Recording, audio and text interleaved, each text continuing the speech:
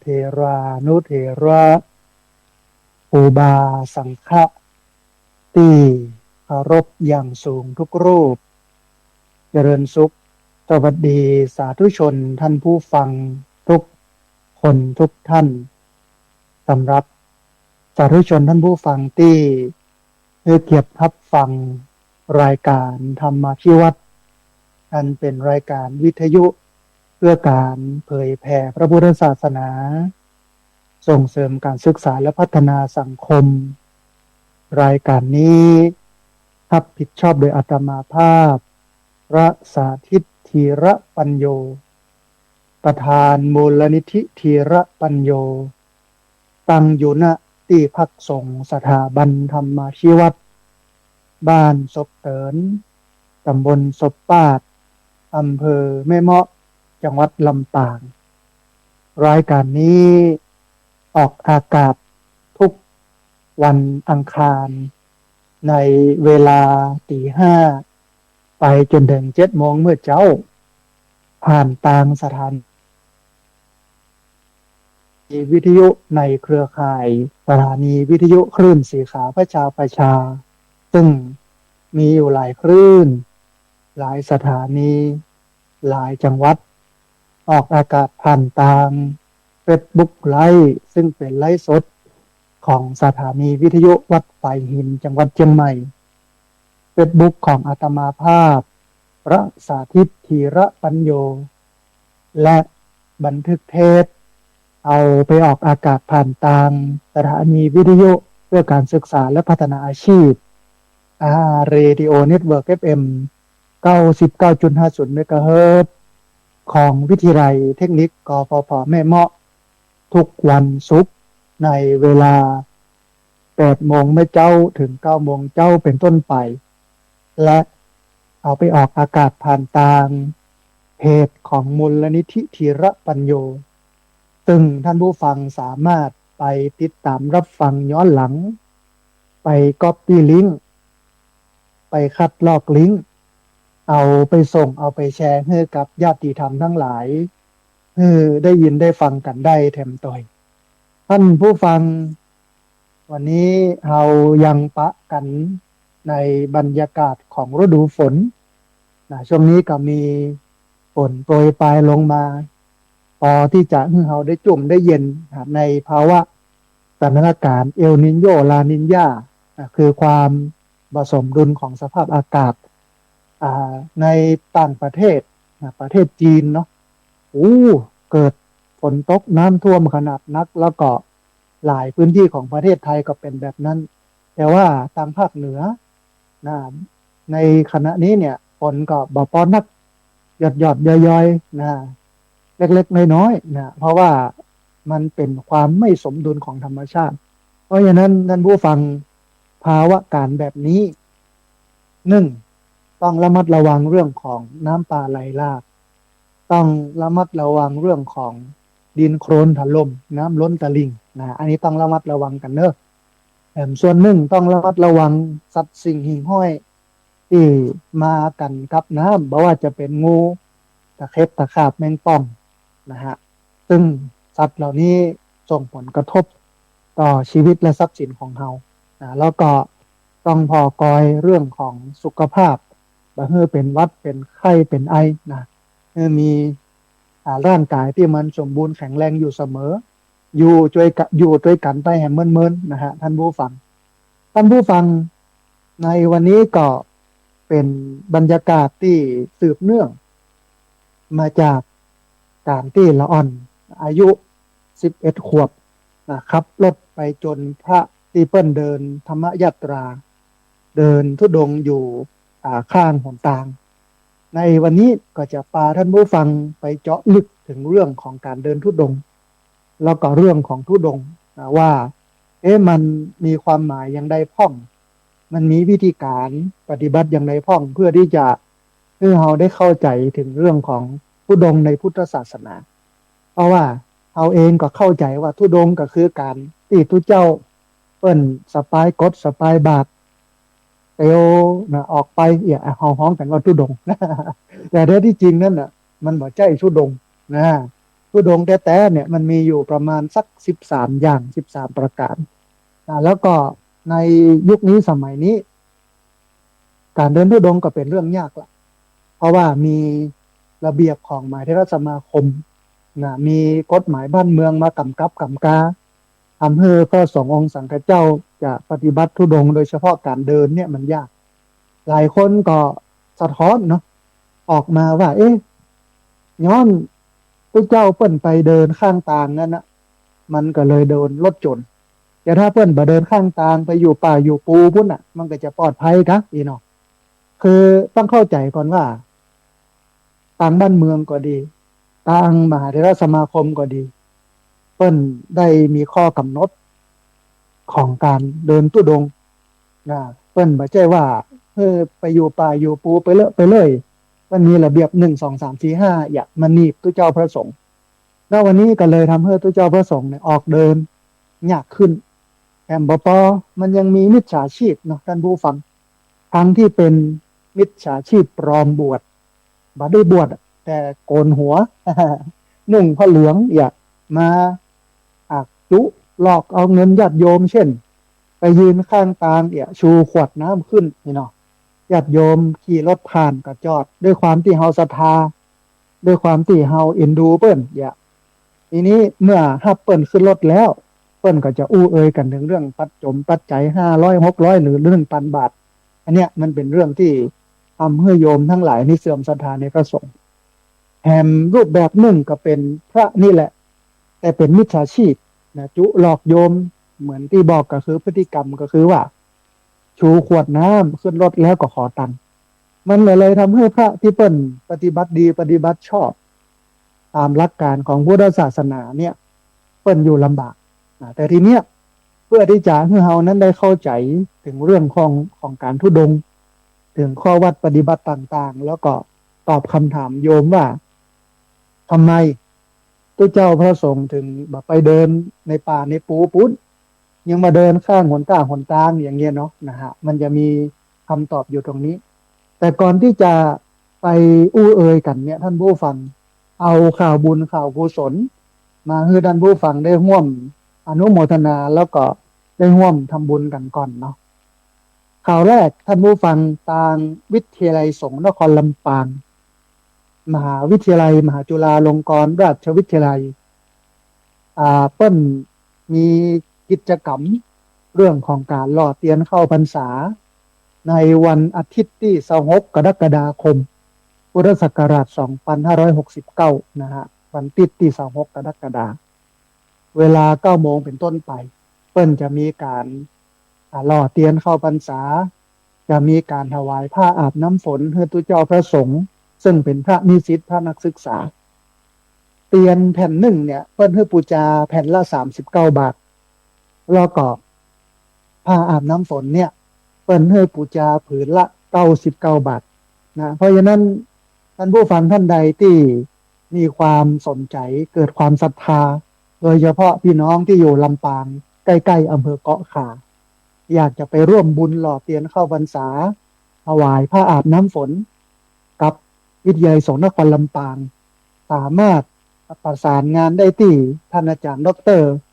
พัชริยาฟองจันตาหมายเลขโทรศัพท์0931879939นะฮะที่ท่านอาจารย์ดร.พัชริยาฟองจันตาหมายเลขโทรศัพท์0931879937อันนี้เป็นรายละเอียดข่าวบุญที่ที่อาตมาภาพเชิญชวนท่านผู้ฟังได้มาร่วมบุญด้วยกันเนาะข่าวบุญข่าวที่2ท่านผู้ฟังเป็นเรื่องของการทำบุญเจดีย์นะฮะในวันที่12 กรกฎาคม2569ที่วัดห้วยงูในตำบลสันทรายอำเภอฝางจังหวัดเชียงใหม่เพิ่นจะมีการทำบุญพระธาตุเจดีย์ที่ยกชัดอย่างเรียบร้อยแล้วจะไปยกชัดกันวันนั้นเนี่ยนะฮะอาตมาภาพก็ตั้งใจว่าจะเอาโรงทานไปออกเลี้ยงญาติโยมที่มากินมาทานทำบุญพระธาตุนะฮะที่ห้วยงูใน เพราะฉะนั้นท่านผู้ฟังท่านใดที่อยากจะร่วมทำบุญก็เจริญพรได้ร่วมทำบุญกันเนอะเบื้องต้นเนี่ยมีผู้ร่วมทำบุญมาก็จะมีมูลนิธิธีระปัญโยนะสองคุณแม่บัวชุมชัยเครื่อง สาม คุณแสงเดือนวงงามสี่ท่านอาจารย์พระครูสุธีปริยัตยพรอยู่ที่อ่าจังหวัดนครราชสีมานะฮะห้าดรพัทรพรปัญชยาธนาดุลหกคุณกฤษดาสุทธิวงศ์เจ็ดคุณทิพยิวาชัดเตชะแปดคุณรจนาบุญมาเทพเก้าคุณจินดาศรีใจวงศ์มีผู้ร่วมทำบุญมาเก้าท่านเพราะฉะนั้นท่านผู้ฟังท่านใดที่อยากจะร่วมทำบุญออกโครงการเอาไปเลี้ยงพี่น้องที่มากินมาตานในงานทำบุญพระธาตุเจดีย์นะวัดห้วยงูในตำบลสันทรายอำเภอฝางจังหวัดเชียงใหม่วันที่12กรกฎาคม2569ก็เรียนเชิญเจริญพรได้ร่วมทำบุญกันได้ท่านผู้ฟังที่อยากจะร่วมทำบุญเนาะสามารถร่วมทำบุญได้ที่ธนาคารกรุงไทยชื่อบัญชีพระสาธิตธีระปัญโยหมายเลขบัญชี5,167 627นะฮะเป็นธนาคารกรุงไทยชื่อบัญชีพระสาธิตธีระปัญโยหมายเลขบัญชี5,167 627นะฮะอันนี้ก็เป็นข่าวบุญหนึ่งที่เอามาให้ท่านผู้ฟังได้มาอนุโมทนาแล้วก็ได้มาร่วมบุญกันนะฮะก็จะออกจากอำเภอแม่เมาะตี 5นะฮะไปถึงเมืองฝางก็ประมาณเกือบ10 โมงแล้วก็ไปตั้งห้องต้มห้องตาลนะฮะเอามาเลี้ยงพี่น้องญาติโยมที่มากินมาตานกันนะฮะที่จริงเปิ้นบ่ได้ชื่อว่าวัดห้วยงูในนะเปิ้นชื่อวัดโสภารามอยู่ที่บ้านห้วยงูในตำบลสันทรายอำเภอฝางจังหวัดเชียงใหม่นะพี่น้องที่อยู่ใกล้เนาะใครท่านใดที่อยู่ใกล้ก็เรียนเชิญเจริญพรไปร่วมบุญกันได้ก็คิดว่าในวันที่12เนี่ยคงจะมีญาติโยมไปเยอะเพราะว่าท่านอาจารย์พระครูอภิวัฒนวิกรมเพิ่นก็ประชาสัมพันธ์ครูบาอาจารย์ต่างๆก็ประชาสัมพันธ์กันไปนะฮะเพราะฉะนั้นพี่น้องเรียนเชิญเจริญพรเนื่อได้ร่วมทำบุญกันแล้วก็ได้มาร่วมไปทำบุญพระธาตุเจดีย์ที่วัดโสภารามนะวัดโสภารามอยู่บ้านห้วยงูในตำบลสันทรายอำเภอฝางจังหวัดเชียงใหม่นะฮะต้องข้าวจบไปเป็นที่เรียบร้อยท่านผู้ฟังทีนี้มาถึงเรื่องราวที่พูดถึงกันนะฮะตะกี้ก็คือเรื่องของการธุดงค์ที่จริงธุดงค์เนี่ยมันไม่ใช่แค่เรื่องของการสปายกดสปายบาทออกเตี้ยวไปเรื่อยๆนะอันนั้นเป็นห้องว่าธรรมะสัญจรธรรมะยัตราเพื่อไปผายโทษญาติโยมไปเทศไปสั่งไปสอนไปแนะนำหรือไปให้โยมเป็นได้หันเพื่อความเป็นสิริมงคลความชื่นอกชื่นใจเพราะว่าในมงคล38ประการเนี่ยมันมีข้อหนึ่งว่าสมณานันจะทัศนังเอตัมมังคารมุตตัมมังคือการเห็นสมณะเห็นนักบวชเห็นตัวเจ้าพระสงฆ์นี่มันเป็นมงคลตัวอย่างเช่นสามีภรรยาคิดหัวกันทะเลาะวิวาทกันจะบุบหูตีตากันตัวเจ้าเดินบิณฑบาตเดินผ่านคนมันหันตัวเจ้าหันพระสงฆ์หันพระเหลืองบางครั้งบางทีมันก็กึดขึ้นได้นะจิตมันดีดตัวขึ้นมาทำให้เกิดความสำนึกแทนที่จะบุบหูตีตากันก็บาทำแล้วอย่างนี้ในสมัยตะก้อนเป็นอย่างอี้แต่นะท่านผู้ฟังแต่ประเดี๋ยวนี้บันแน่ใจว่ามันจะเป็นอีกข้อนะฮะประเดี๋ยวนี้อาจจะเป็นว่าตัวเจ้าอย่างมาส้นนี่นะได้จะเตะเมียโชว์ตัวเจ้าแล้วเด้อนะอาจจะเป็นแบบนี้ก็ได้นะฮะทีนี้เนี่ยในการทุดงเนี่ยโดยเฉพาะการไปทุดงในป่ามันก็เป็นเรื่องยากหลายคนอย่างที่บอกว่าวิพากษ์วิจารณ์เนี่ยอย่างตัวเจ้าไปเตียวในป่ามันจะได้บเดือดร้อนไผอันนี้มาเตียวข้างป่าข้างตางมันบ่ดีบ่ท่าอย่างนี้เนาะคืออย่างนี้ท่านผู้ฟังในสมัยตะก่อนเนี่ย มันบ่มีกฎบ่มีระเบียบอะไรอย่างเยอะ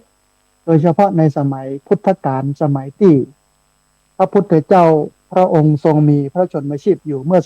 2,500กว่าปีปุ่นแล้วมันการเวลามันเปลี่ยนไปนะเมื่อ2,500ปีนี้ไฟก็มีนี่เนาะน้ำประปาก็บ่มีโทรศัพท์ก็มีทีวีก็มีไอ้ยังก็มีสักอย่างอ่ะเป็นยุคเกษตรกรรมอ่ะนะฮะมันก็แหมบริบทหนึ่งมันก็แหมอย่างหนึ่งมันแหมยุคหนึ่งนะแต่ทีเนี้ยยุควันนี้มันเป็นยุค globalization อยู่ยุคข้อมูลข่าวสารยุคเทคโนโลยีมันสบายขึ้นเยอะทีนี้ความสบายเราเนี่ยมันก็ซ่อนปัญหานะเงื่อนไขเหตุปัจจัยต่างๆไว้เยอะเหมือนกันทำให้ทุกเจ้าพระสงฆ์ก็อยู่ยากยกตัวอย่างเช่นจีวรของทุกเจ้าพระสงฆ์หรือว่าผ้าที่ทุกเจ้าพระสงฆ์พนุ่งปนห่มเนี่ยโดยหลักการแท้ที่จริงเนี่ยนะพระเองเนี่ยต้องไปเสาะไปหาเอาตามกล่องขี้หยักเยื่อที่โยมเพื่อนเอาทิ้งเอาขว้างและไปเสาะไปหาตามไปเหี่ยว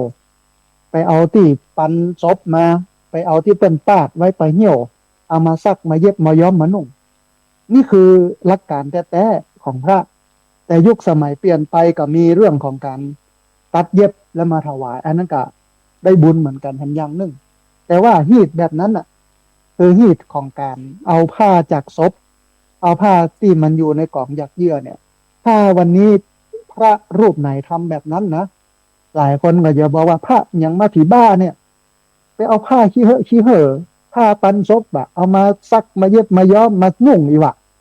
ที่จริงมันถูกตามพระธรรมวินัยนะโยมนะมันไม่ใช่สิ่งที่ผิดนะมันเป็นสิ่งที่ควรทำแต่ว่าด้วยความที่เดี๋ยวนี้วันเวลามันเปลี่ยนไปยุคสมัยมันเปลี่ยนไป2,500กว่าปีแล้วดูนะฮะมันก็เลยทำให้พระไปเนี่ยแบบนั้นก็เป็นเรื่องยากเนี่ยหันก่อนท่านผู้ฟังแต่เรื่องหนึ่งที่บอกว่าทำไมพระถึงแบบไปเดินในป่ามันมีอ่าระเบียบมีมติของมหาเถรสมาคมจำได้ว่าเป็นครั้งที่15ปี2555ท่านผู้ฟังครั้งที่15ปี2555นะฮะเป็นเอ่ยกันถึงเรื่องปัญหาพระธุดงค์ในเขตรักษาพันธุ์สัตว์ป่าในการประชุมมหาเถรสมาคมครั้งที่15/2545เมื่อวันที่30พฤษภาคม2545ขออภัยตะกี้ว่า2555ที่แท้เป็น2545นะฮะเลขาธิการมหาเถรสมาคมเปิ้นเสนอในที่ประชุมมหาเถรสมาคมครั้งนั้นก็คือครั้งที่11ปี2545เมื่อวันที่19เมษายน2545ว่ากรมการศาสนาได้นำเรื่องปัญหาพระธุดงค์ในเขตรักษาพันธุ์สัตว์ป่าตามที่กรมป่าไม้ได้มีหนังสือถึงเปิ้นบอกว่าปัจจุบันเนี่ยมีพระภิกษุสงฆ์นิยมเข้าไปธุดงค์ในเขตรักษาพันธุ์สัตว์ป่าหลายแห่งโดยเฉพาะอย่างยิ่งในเขตรักษาพันธุ์สัตว์ป่าห้วยขาแข้งเขตรักษาพันธุ์สัตว์ป่าทุ่งใหญ่นเรศวรเขตรักษาพันธุ์สัตว์ป่าอุ้มผางทั้งที่ได้รับอนุญาตแล้วก็ไม่ได้รับอนุญาตจากพนักงานเจ้าหน้าที่การเข้าไปธุดงค์ของกลุ่มพระสงฆ์ดังกล่าวเนี่ยได้ก่อให้เกิดผลกระทบโดยตรงกับเขตรักษาพันธุ์สัตว์ป่าหลายประการเราลองมาพอว่ามันเกิดปัญหาอย่างขึ้นพ้องปัญหาไฟป่าซึ่งเกิดจากพระสงฆ์บางกลุ่มก่อไฟหุงอาหารแล้วบดับไฟให้หมดจึงเป็นเหตุให้เกิดไฟป่าโดยง่ายโดยเฉพาะในฤดูแล้งซึ่งเมื่อเกิดขึ้นแล้วก็ยากแก่การดับเนื่องจากอยู่กลางป่าลึกอันนี้คือข้อแรก2ปัญหามลพิษจากขยะของเสียอันเกิดจากเศษอาหารและเศษขยะที่เหลือจากการประกอบอาหารและการบริโภคซึ่งถูกทิ้งไว้เกลื่อนกลาดในป่าจนส่งกลิ่นเน่าเหม็นและบางข ของขยะบางประเภทเช่นถุงพลาสติกที่ใส่อาหารอาจเป็นอันตรายต่อสัตว์ป่าที่เข้ามาหาเศษอาหารกินนะฮะสามปัญหารบกวนความเป็นอยู่ของสัตว์ป่าโดยเฉพาะโดยปกติเนี่ยสัตว์ป่าจะออกมาหากินตามลำห้วยหรือโป่งเมื่อถูกรบกวนจากคนก็อพยพไปอยู่ที่อื่นสัตว์ป่าบางชนิดเช่นนกยุงมีพฤติกรรมชอบผสมพันธุ์ในที่โล่งบนหาดทรายริมห้วยขาแข้งในฤดูหนาวเมื่อมีพระสงฆ์เดินผ่านในพื้นที่ดังกล่าวนกยุงก็จะหนีไปจึงเป็นสาเหตุให้ปริมาณนกยุงนั้นมันลดลงในอนาคต 4. ปัญหาการป้องกันและปราบปรามการกระทำผิดกฎหมายในพื้นที่เขตรักษาพันธุ์สัตว์ป่าเพิ่มความลำบากขึ้นโดยพวกมิจฉาชีพเช่นพานล่าสัตว์ป่าหรือหมู่ค้ายาเสพติดจะต้องอาศัยช่องทางปลอมแปลงเป็นพระสงฆ์เข้าไปล่าสัตว์ป่าหรือใช้เส้นทางในการลำเลียงขนส่งยาเสพติดหรือของผิดกฎหมายอื่นๆกรมป่าไม้ได้พิจารณาเห็นแล้วว่าปัญหาพระธุดงค์ในเขตรักษาพันธุ์สัตว์ป่าเป็นปัญหาละเอียดอ่อนซึ่งต้องได้รับการแก้ไขอย่างถูกต้องเหมาะสมเพื่อบ่ให้เกิดผลกระทบเสียหายต่อศาสนาดังนั้นจึงสมควรแก้ไขในเบื้องต้นคือหากมีพระสงฆ์จะเข้าไปปฏิบัติธุดงควัตรในพื้นที่ป่าก่อนขออนุญาตกรมป่าไม้ควรได้รับความเห็นชอบจากวัดต้นสังกัดแล้วก็ผ่านการพิจารณาตรวจสอบจากกรมการศาสนาตามหลักเกณฑ์ดังนี้ 1. พื้นที่ที่พระสงฆ์จะเข้าไปเดินธุดงค์ได้ต้องมีความปลอดภัยและบ่เป็นที่อยู่อาศัยอย่างชุกชุมของสัตว์ป่า 2. จำนวนพระสงฆ์และผู้ที่ติดตามคณะหนึ่งบ่ควรเกิน5 รูปแล้วก็5 คนเพื่อให้เกิดผลกระทบต่อพื้นที่ป่าไม้น้อยที่สุด 3. การเข้าไปปฏิบัติธุดงควัตรของพระสงฆ์ควรมีระยะเวลาจำกัดและกำหนดบริเวณสถานที่สำหรับปฏิบัติศาสนกิจให้แน่นอนทั้งนี้เพื่อความสะดวกในการดูแลของพนักงานเจ้าหน้าที่ 4. การเข้าไปในพื้นที่ป่าไม้ต้องปฏิบัติตามกฎระเบียบของกรมป่าไม้ที่บังคับใช้ในพื้นที่นั้นๆอย่างเคร่งครัดอันนี้เป็นตัวอย่างหนึ่งที่อาตมาภาพพยายามให้ญาติโยมได้เข้าใจว่าในวันเนี้ยมันไม่ใช่เรื่องง่ายที่พระสงฆ์องค์สังฆเจ้าเพิ่นจะไปธุดงค์ไปปฏิบัติธรรมตามป่าตามดอยตามปูต่างๆเพราะหลายคนอ่านข่าวที่เจ้าพระสงฆ์ที่เปิ้นเดินธรรมจาริกนะเดินข้างตาข้างตาลแล้วเกิดผลกระทบรถไปจุไปจนหลายคนก็บอกว่าพวกเจ้าอย่างมาเดินข้างหนทางอย่างอี้บรรณาเลื่อมใสศรัทธาพุทธไปเดินในป่าพุทธเดี๋ยวแล้วเดินในป่าเนี่ยมันไม่ใช่เรื่องง่ายท่านผู้ฟังในยุคสมัยบัดเดียวไม่ใช่ว่าจะลือจะลาไปเตียวเข้าไปป่าอย่างเดียวเหมือนอย่างที่บอกอ่ะมันต้องขออนุญาตมันต้องโน่นนี่นั่นมันต้องบักเกินกี่คนนะฮะแล้ววิธีของพระเจ้าพระสงฆ์เนี่ยมันเป็นวิธีที่จะต้องอยู่กับป่าหลายคนก็ตั้งข้อสงสัยแถมว่าเนี่ยอย่างวัดวาอารามไปแปลงอยู่ในป่าในปูในดอยพุทธเนี่ยคือเดิมทีเนี่ยในสมัยพุทธกาลเนี่ยคำว่าอารามหรือวัดเนี่ยมันแปลว่าร่มเย็นการจะร่มจะเย็นการที่มันจะมีเก้าไม้ใบหญ้านักมันก็บ่มีที่ไหนนี่เนาะท่านผู้ฟังมันก็ป่าทั้งนั้นเนี่ยนะมันก็ต้องอยู่ป่านะฮะเพราะฉะนั้นเนี่ยมันต้องทำความเข้าใจว่าบัดเดียวเนี่ยมันมีเงื่อนไขมีเหตุปัจจัยอะไรอย่างนักหนาจารีในการที่บังฮือพระได้เดินไปปฏิบัติธรรมในป่าในดอยแต่มันก็ยังมีพ่องที่เปิ้นเปิดโอกาสหรือวัดที่เปิ้นสำนักสงฆ์ที่พักสงฆ์ที่อยู่ในป่า ที่ถูกต้องตามกฎหมายที่เป็นได้รับการรับรองแต่มันก็มีน้อยนะฮะมันก็มีน้อยเพราะฉะนั้นก่อนที่เราจะวิพากษ์ก่อนที่เราจะวิจารณ์ก่อนที่เราจะด่าจะว่าอันอย่างเนี้ยท่านผู้ฟังนิสัมมักกรนังไสยโยคือใคร่ครวญก่อนแล้วจึงทำไม่ใช่ปากว่าไปแล้วกึดได้ทีหลังมาสู่มาขอโทษแต่อย่างบางคนเนี่ยที่เป็นไม่ยิงอ่ะที่เปิ้นด่าตุเจ้าพระสงฆ์ว่าตุเจ้าอย่างมาเดินข้างตาข้างตางมันเหมือนหน้าเลื่อมใสศรัทธาเนี่ยอย่างไปแบบไปเดินในป่าในดอยเอียท้ายที่สุดก็ต้องมาสู่มานะก็ต้องมาขอโทษนะกับพฤติกรรมที่ตัวเก่าทำด้วยความที่ปากมันเลวไปนะฮะพุทธศาสนาเป็นศาสนาของการเรียนรู้นะท่านผู้ฟัง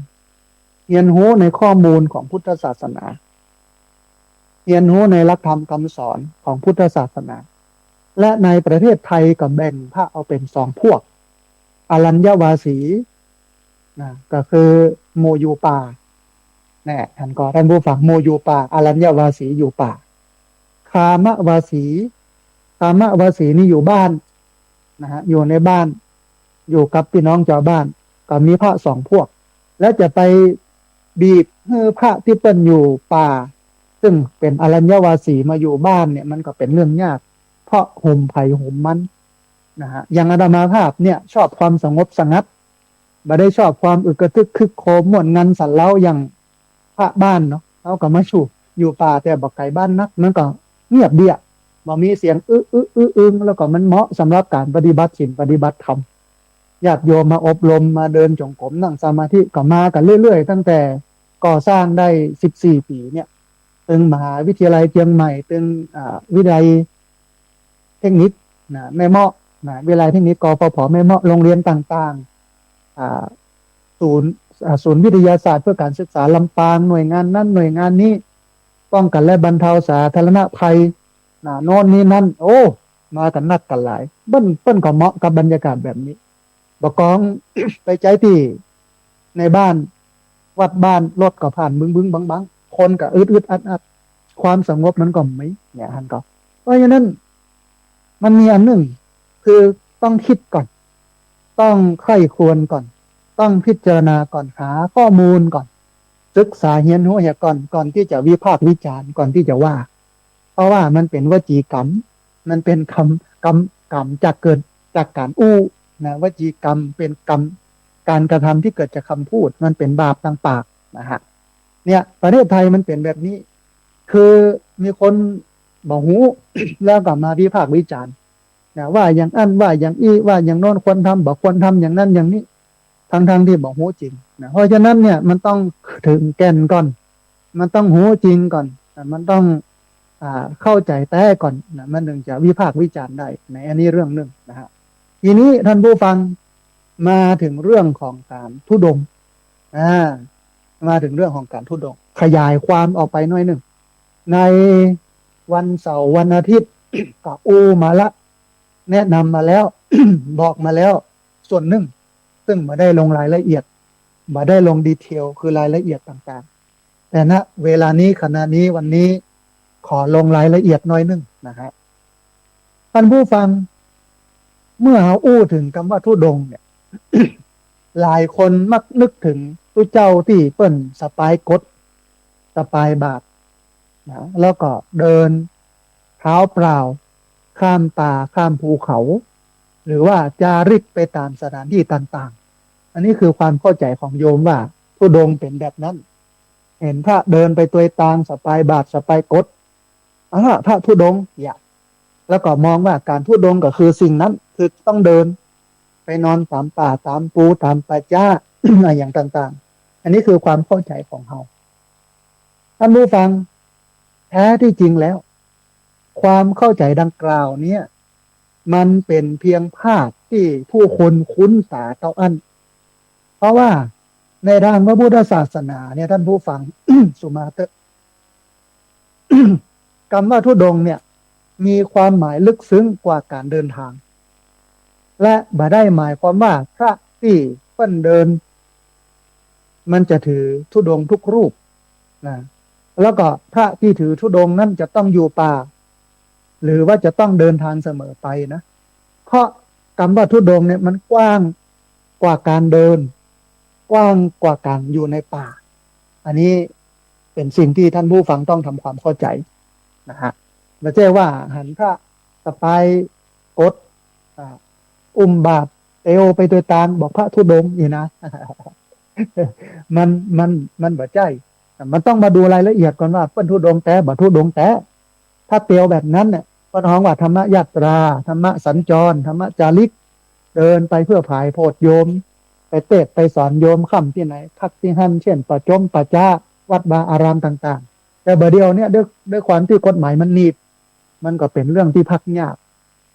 สมัยที่ท่านอาจารย์ดรประมวลเพ็งจันทร์เพิ่นเดินทางจากสุราษฎร์ธานีจากเชียงใหม่ไปสุราษฎร์ธานีเพิ่นก็เล่าให้ฟังนะเพิ่นก็เขียนหนังสือมาเล่มหนึ่งเนาะเดินสู่อิสรภาพเพิ่นก็เล่าหลายเรื่องอะว่ามันยากนะด้วยความที่คนไว้ใจกันบ่ไว้ใจกันนะก็เป็นอาตมาภาพก็บ่ไว้ใจนะมีอยู่ครั้งหนึ่งมีพระธุดงค์นะมีพระเดินธรรมยาตรา2 รูปก็จะค่ำแล้วขึ้นมาขออยู่ที่วัดนะแล้วก็พรรษาอ่อนกว่าอาตมาภาพนะเพราะอาตมาภาพนี่เกือบจะเอา5 พรรษาแล้วลูก เปิ้นขอดูใบสุทธิขอดูอย่างเปิ้นก็ให้ดูนะเสร็จแล้วมันมีเรื่องวิวาทกันเล็กน้อยก่อนหน้านั้นกับญาติโยมที่อยู่ด้านล่างอาตมาภาพก็นึกในใจว่าเนี่ยใดดีฮะมันหวาดเสียวเนาะก็เลยส่งข้อมูลของพระธุดงค์เนี่ยตึงใบสุทธิตึงอันบัตรประจำตัวประชาชนไปให้ตำรวจพอซึ่งเป็นลูกศิษย์ตำรวจเปิ้นก็เป็นห่วงเนาะเปิ้นก็ขึ้นมาดูขึ้นมาพอเสร็จแล้วก็มีอะไรอย่างอันเนี้ยกันไม่ดีกว่าแก้คือความไว้ใจเนี่ยมันมันมันต้องป้องกันตัวเองไว้ก่อนเพราะว่าถึงวันนี้มันมีมิจฉาชีพในรูปแบบนี้เยอะในรูปแบบของพระธุดงค์ในรูปแบบของพระเดินอย่างนี้เยอะนะฮะทีนี้พี่เข้ามาถึงเรื่องธุดงค์ท่านผู้ฟังจากหนังสือธุดงค์ทำอะไรที่ไหนเพื่ออะไรหนังสือเล่มนี้น่าสนใจนะชื่อว่าธุดงค์ทำอะไรที่ไหนเพื่ออะไรโดยหลวงพ่อเจ้าประคุณสมเด็จพระพุทธโฆษาจารย์ประยุทธ์โตในสมัยที่เปิ้ลทำหนังสือเล่มนี้เปิ้ลมีราชทินานามว่าพระพรหมคุณาภรณ์นะฮะเปิ้ลได้บอกได้กล่าวว่าคำว่าธุดงค์มาจากภาษาบาลีว่าทุตังคะนะธุดงค์เนี่ยมาจากคำว่าทุตังคะซึ่งเป็นภาษาบาลีประกอบด้วยคำว่าพุตะแปลว่าการขัดเกลากิเลสแล้วก็อังคะแปลว่าองค์ประกอบหรือข้อปฏิบัติดังนั้นธุดงค์จึงหมายถึงข้อปฏิบัติสำหรับขัดเกลากิเลสหรือคุณสมบัติของผู้ฝึกตัวเก่าเพื่อให้ดำเนินชีวิตอย่างเรียบง่ายมักน้อยสันโดษและเอื้อต่อการปฏิบัติธรรมนะฮะอันนี้คือความหมายของธุดงค์นะไม่ใช่ว่าธุดงค์ก็คือพระเตียวไปตัวตังเตียวไปในป่าสไปกดสไปบาทไม่ใช่แบบนั้นธุดงค์มาจากคำว่าทุตังคะประกอบด้วยคำว่าทุตะแปลว่าการขัดเกลากิเลสและอังคะแปลว่าองค์ประกอบหรือข้อปฏิบัติดังนั้นธุดงค์จึงหมายถึงข้อปฏิบัติสำหรับขัดเกลากิเลสหรือว่าคุณสมบัติของผู้ฝึกฝนตนเองเพื่อให้ดำเนินชีวิตอย่างเรียบง่ายมักน้อยสันโดษและเอื้อต่อการปฏิบัติธรรมท่านผู้ฟังจุดมุ่งหมายสำคัญของการถือธุดงค์ไม่ใช่การแสวงหาความลำบากแต่เป็นการลดความยึดติดในปัจจัยต่างๆของชีวิตเช่นอาหารเครื่องนุ่งห่มที่อยู่อาศัยยารักษาโรคลดใจเกินจำเป็นนะฮะก็อย่างโมที่ไปถือศีล8อุโบสถศีลที่วัดอันนั้นก็เป็นการไปฝึกเพราะว่าเอานอนที่บ้านมันครบมันพร้อมหรอกบางคนมีห้องแอร์เนี่ยอ้อนก็เปิดแอร์เปิดพัดลมที่นอนหนานุ่มนอนสบายประกองไปถือศีล8อุโบสถศีลไปนอนวัดโอ้ผ้าห่มก็บางยุงก็มีน้อยหนึ่งปวดท้อลงโกบางทีนอนด้วยกันเป็นโมมันฝึกให้เราเรียนรู้ถึงเรื่องความทุกข์ยากลำบากฝึกให้เราลดกิเลส นักขึ้นเพราะว่าความสุขความสบายเนี่ยมันเป็นแหล่งที่ทำให้เกิดกิเลสเกิดความโลภเกิดความโกรธเกิดความหลงนะฮะทีนี้ท่านผู้ฟังสิ่งที่หลายคนเข้าใจผิดพระธุดงค์นั้นมันประจำเป็นต้องอยู่ป่าเสมอไปแม้การอยู่ป่าจะเป็นหนึ่งในข้อธุดงค์คือข้อฝึกหัดการอยู่ป่าเนี่ยเป็นหนึ่งในข้อฝึกหัดแต่มันบ่ได้หมายความว่าพระที่ถือธุดงค์ทุกรูปจะต้องจำพรรษาหรืออาศัยในป่าเสมอไปเพราะพระธุดงค์บ่ได้วัดกันที่การอยู่ป่าแต่วัดกันที่การสมาทานคือข้อปฏิบัติเพื่อขัดเกลากิเลสในหลักพระพุทธศาสนาท่านผู้ฟังธุดงค์นั้นมันมีทั้งหมด13ข้อ13อย่างโดยครอบคลุมเรื่องของการดำเนินชีวิตไม่ว่าจะเป็นการใจจีวรการคบฉันการกินแล้วก็การอยู่อาศัยซึ่งการอยู่ป่าเป็นเพียงหนึ่งในข้อปฏิบัติเท่านั้นเองนะฮะทั้งนี้การถือธุดงค์เป็นข้อปฏิบัติตามความสมัครใจพระสามารถกำหนดระยะเวลาการสมาทานได้เองจะถือเพียงบักกี่วันหรือว่าจะหลายเดือนหรือว่า1 พรรษาหรือทั้งชีวิตก็ได้บ่ถือก็ได้ถือก็ได้ไม่ถือก็ได้โดยถือเป็นการสมาทานเป็นการตั้งใจฝึกฝนด้วยตัวเองมันไม่ใช่เพียงพิธีกรรมที่จะต้องได้รับอนุญาตจากผู้อื่นแล้วทำนะทีนี้คนที่มันเห็นพระจนชินตาก็คือพระที่ไปอยู่ในป่าพระที่ไปสปายกดสปายบาทเดินโดยตางหลายคนกับตีรวมว่านั่นน่ะคือธุดงค์เฮาดูความหมายจากตรงนี้เนี่ยมันจะหันชัดว่าธุดงค์นั้นมันไม่ใช่แค่เรื่องของการไปอยู่ในป่ามันไม่ใช่แค่เรื่องของการไปเดินโดยตางนะฮะแต่มันคือข้อฝึกหัดปฏิบัติเพื่อคัดเกลากิเลสออกจากตัวเองมี13ประการท่านผู้ฟังภาพพระเดินสะพายกดที่เฮาพบกันบ่อยครั้งมันเกิดจากการที่พระบางรูปสมาทานข้อปฏิบัติที่ฮ้องว่ารุกขมูลิกังคะคือการถืออยู่โคนไม้รวมไปถึงอารัญญิกังคะคือการถืออยู่ป่าเมื่อออกพรรษาแล้วพระที่ถือข้อปฏิบัติเหล่านี้เนี่ยมักจาริกไปยังสถานที่ต่างๆเพื่ออาศัยปืนต้นไม้พ่องมันเลยทำให้ต้องเดินทางอยู่เสมอจนทำให้คนทั่วไปเนี่ยพี่น้องชาวพุทธทั้งหลายเนี่ยเข้าใจผิดว่าการเดินทางคือธุดงค์นะฮะแต่แท้ที่จริงแล้วเนี่ยการเดินมันไม่ใช่แก่นของธุดงค์นะถ้าเป็นเพียงผลที่เกิดจากการเลือกปฏิบัติการธุดงค์บางข้อเท่านั้นต้องย้อนไปบอกว่าธุดงค์คือข้อฝึกหัดปฏิบัติตัวเอง13ข้อการเดินมันก็เป็นหนึ่งในนั้นนะฮะโดยเฉพาะโดยเฉพาะคนที่เปิ้นถือธุดงค์ลุกขะมุลิกังคะคือการถือการอยู่ปืนต้นไม้กับอารัญญิกังคะคือการถือการอยู่ป่าเมื่อออกพรรษาแล้วมันก็ต้องเตียวจาริกไปนะฮะตามป่าตามปูตามดอยนะผ่านบ้านผ่านจองผ่านอย่างกันไปอย่างนี้ทีนี้ท่านผู้ฟังเอาลองมาพอความหมายของคำว่าธุดงค์ซึ่งมันมี13ข้อเนาะมันมีอย่างข้องนี้นะจะได้ลงรายละเอียดเนี่ยมันลึกไปน้อยนึงลักธุดงค์วัด13เป็นข้อปฏิบัติที่พระสามารถเลือกสมาทานตามกำลังและความเหมาะสมไม่จำเป็นต้องถือครบทุกข้อท่านผู้ฟังและบางข้อเนี่ยก็บ่สามารถถือพร้อมกันได้จากข้อมูลของสำนักบรรสารสนเทศมหาวิทยาลัยสุโขทัยธรรมาธิราช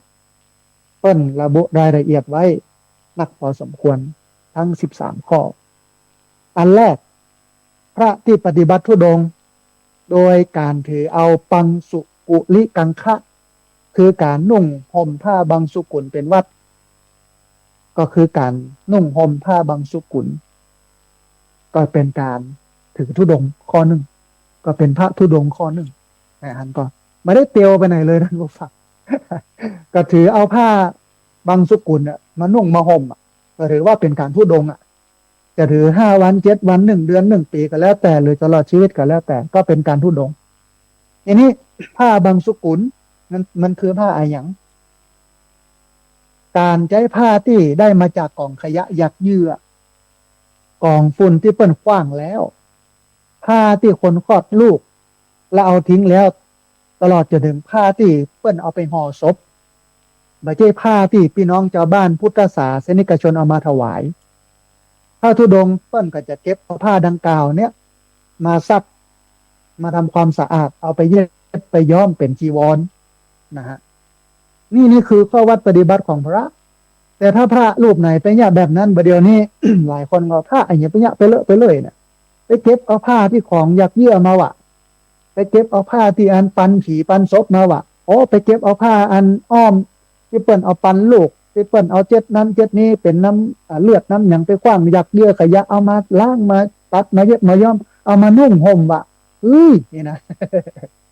นี่คือความเข้าใจผิดของพุทธศาสนิกชนแต่แท้ที่จริงแล้วเปิ้นต่อเนื่องเรานั้นเป็นคนที่แบบวุ่นวายกับเรื่องของการนุ่งห่มนะพระเนี่ยนะฮะมันต้องกินง่ายอยู่ง่ายแต่ไม่มักง่ายขนาดเสื้อผ้าอาภรณ์เนี่ยมันต้องไปหาอย่างนักก็ไปเก็บเอากองขยะยักเยื่อนั้นมาตัดมาเย็บมาย้อมมาซักมาสีเอามานุ่งมาห่มนะฮะแม้แต่ผ้าปันศพก็ตามเนี่ยนี่คือการถือธุดงค์ข้อที่ 1ปังสุกุลิกังคะนะฮะข้อที่ 2ท่านผู้ฟัง เตจีวริกังคะคือการครองไตรจีวรเป็นกิจวัตรการใช้ผ้าเฉพาะที่จำเป็นเพียง3 ผืนเท่านั้นอันได้แก่สบงก็คือผ้านุ่งจีวรก็คือผ้าห่มสังคติก็คือผ้าปาดบ่า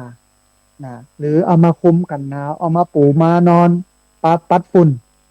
ใช้แทนสบงหรือจีวรเพื่อซักผ้าเหล่านั้นนะอันนี้คือการถือการนุ่งห่มเพียงผ้า3 ผืนคือสบงผ้านุ่งจีวรผ้าห่มสังคติคือผ้าปาดบ่าตลอด1 เดือน1 อาทิตย์ตลอดชีวิตก็ได้นี่ก็เป็นการทุดงค์ประเภทหนึ่งนะฮะมันบ่จำเป็นต้องไปเตียวไปไหนท่านผู้ฟังมันบ่จำเป็นต้องไปเตียวในป่าในปูนี้เพียงแต่ถือเอาผ้า3 ผืนนุ่งห่มผ้า3 ผืนนี่ก็พอก็เป็นการถือธุดงค์นะฮะ3สปะทานะจาริกกังคะคือการเที่ยวบิณฑบาตเป็นวัดท่านผู้ฟังการบิณฑบาตเนี่ยต้องไปโปรดชาวบ้านที่เขาใส่บาตรตึงวันเรียงลำดับไปจะเว้นหรือเลือกทับอาหารบิณฑบาตบ้านใดก็บ่ได้บ่เลือกว่าเป็นบ้านคนรวยหรือบ้านคนจนบ่เลือกว่าอาหารดีหรือไม่ดีบ่เลือกข้ามบ้านที่บ่ถูกใจใครใส่บาตรก็ต้องรับไปตามลำดับนะฮะอันนี้คือสมทานการบิณฑบาตเป็นกิจวัตรบ่แต่บอกว่าบ่เจ็บบ่ป่วยบ่มีกิจธุระสำคัญก็ไม่เว้นบินทุกวันบิณฑบาตทุกวันนะเหมือนนักบินเนาะ เหมือนนักบินสายการบินเนาะพุทธังแอร์ไลน์หรอนะฮะเนี่ยต้องบิณฑบาตตึงวันการบิณฑบาตตึงวันแบบนี้ถ้าเอาสมทานว่าสาธุข้าพเจ้าขอสมทานสัปปะทานะจาริกังคะคือการถือการบิณฑบาตเป็นวัดตลอดระยะเวลา1 ปีอย่าง1 ปีนี้ปฏิบัติตามนี้ก็ถือว่าเป็นธุดงค์นะฮะมันประจำเป็นต้องไปเตียวที่ไหนนี้เนาะ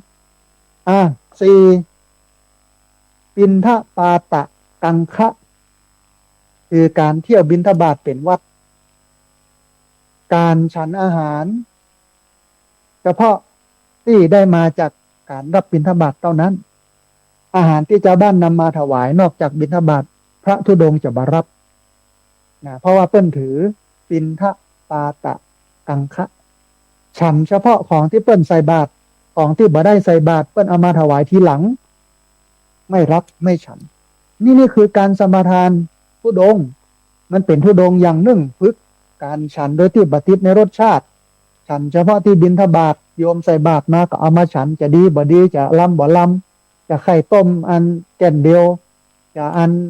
ถั่วเน่าเมื่อ1 แอปนะมันก็ฉันอยู่อย่างนั้น นะข้าวหนึ่งก้อนก็ต้องฉันอยู่อย่างนั้นถ้าบ่ได้อย่างสักอย่างได้ข้าวหนึ่งก้อนเดียวก็ต้องฉันข้าวหนึ่งอันน่ะนี่คือการไม่ติดในรสชาติอาหารนะฮะนี่คือปิณฑปาตะกังคะคือการบิณฑบาตฉันอาหารบิณฑบาตเป็นกิจวัตรแต่ว่าการสมาทานแบบเนี้ยจะสมาทานตลอดชีวิตก็ได้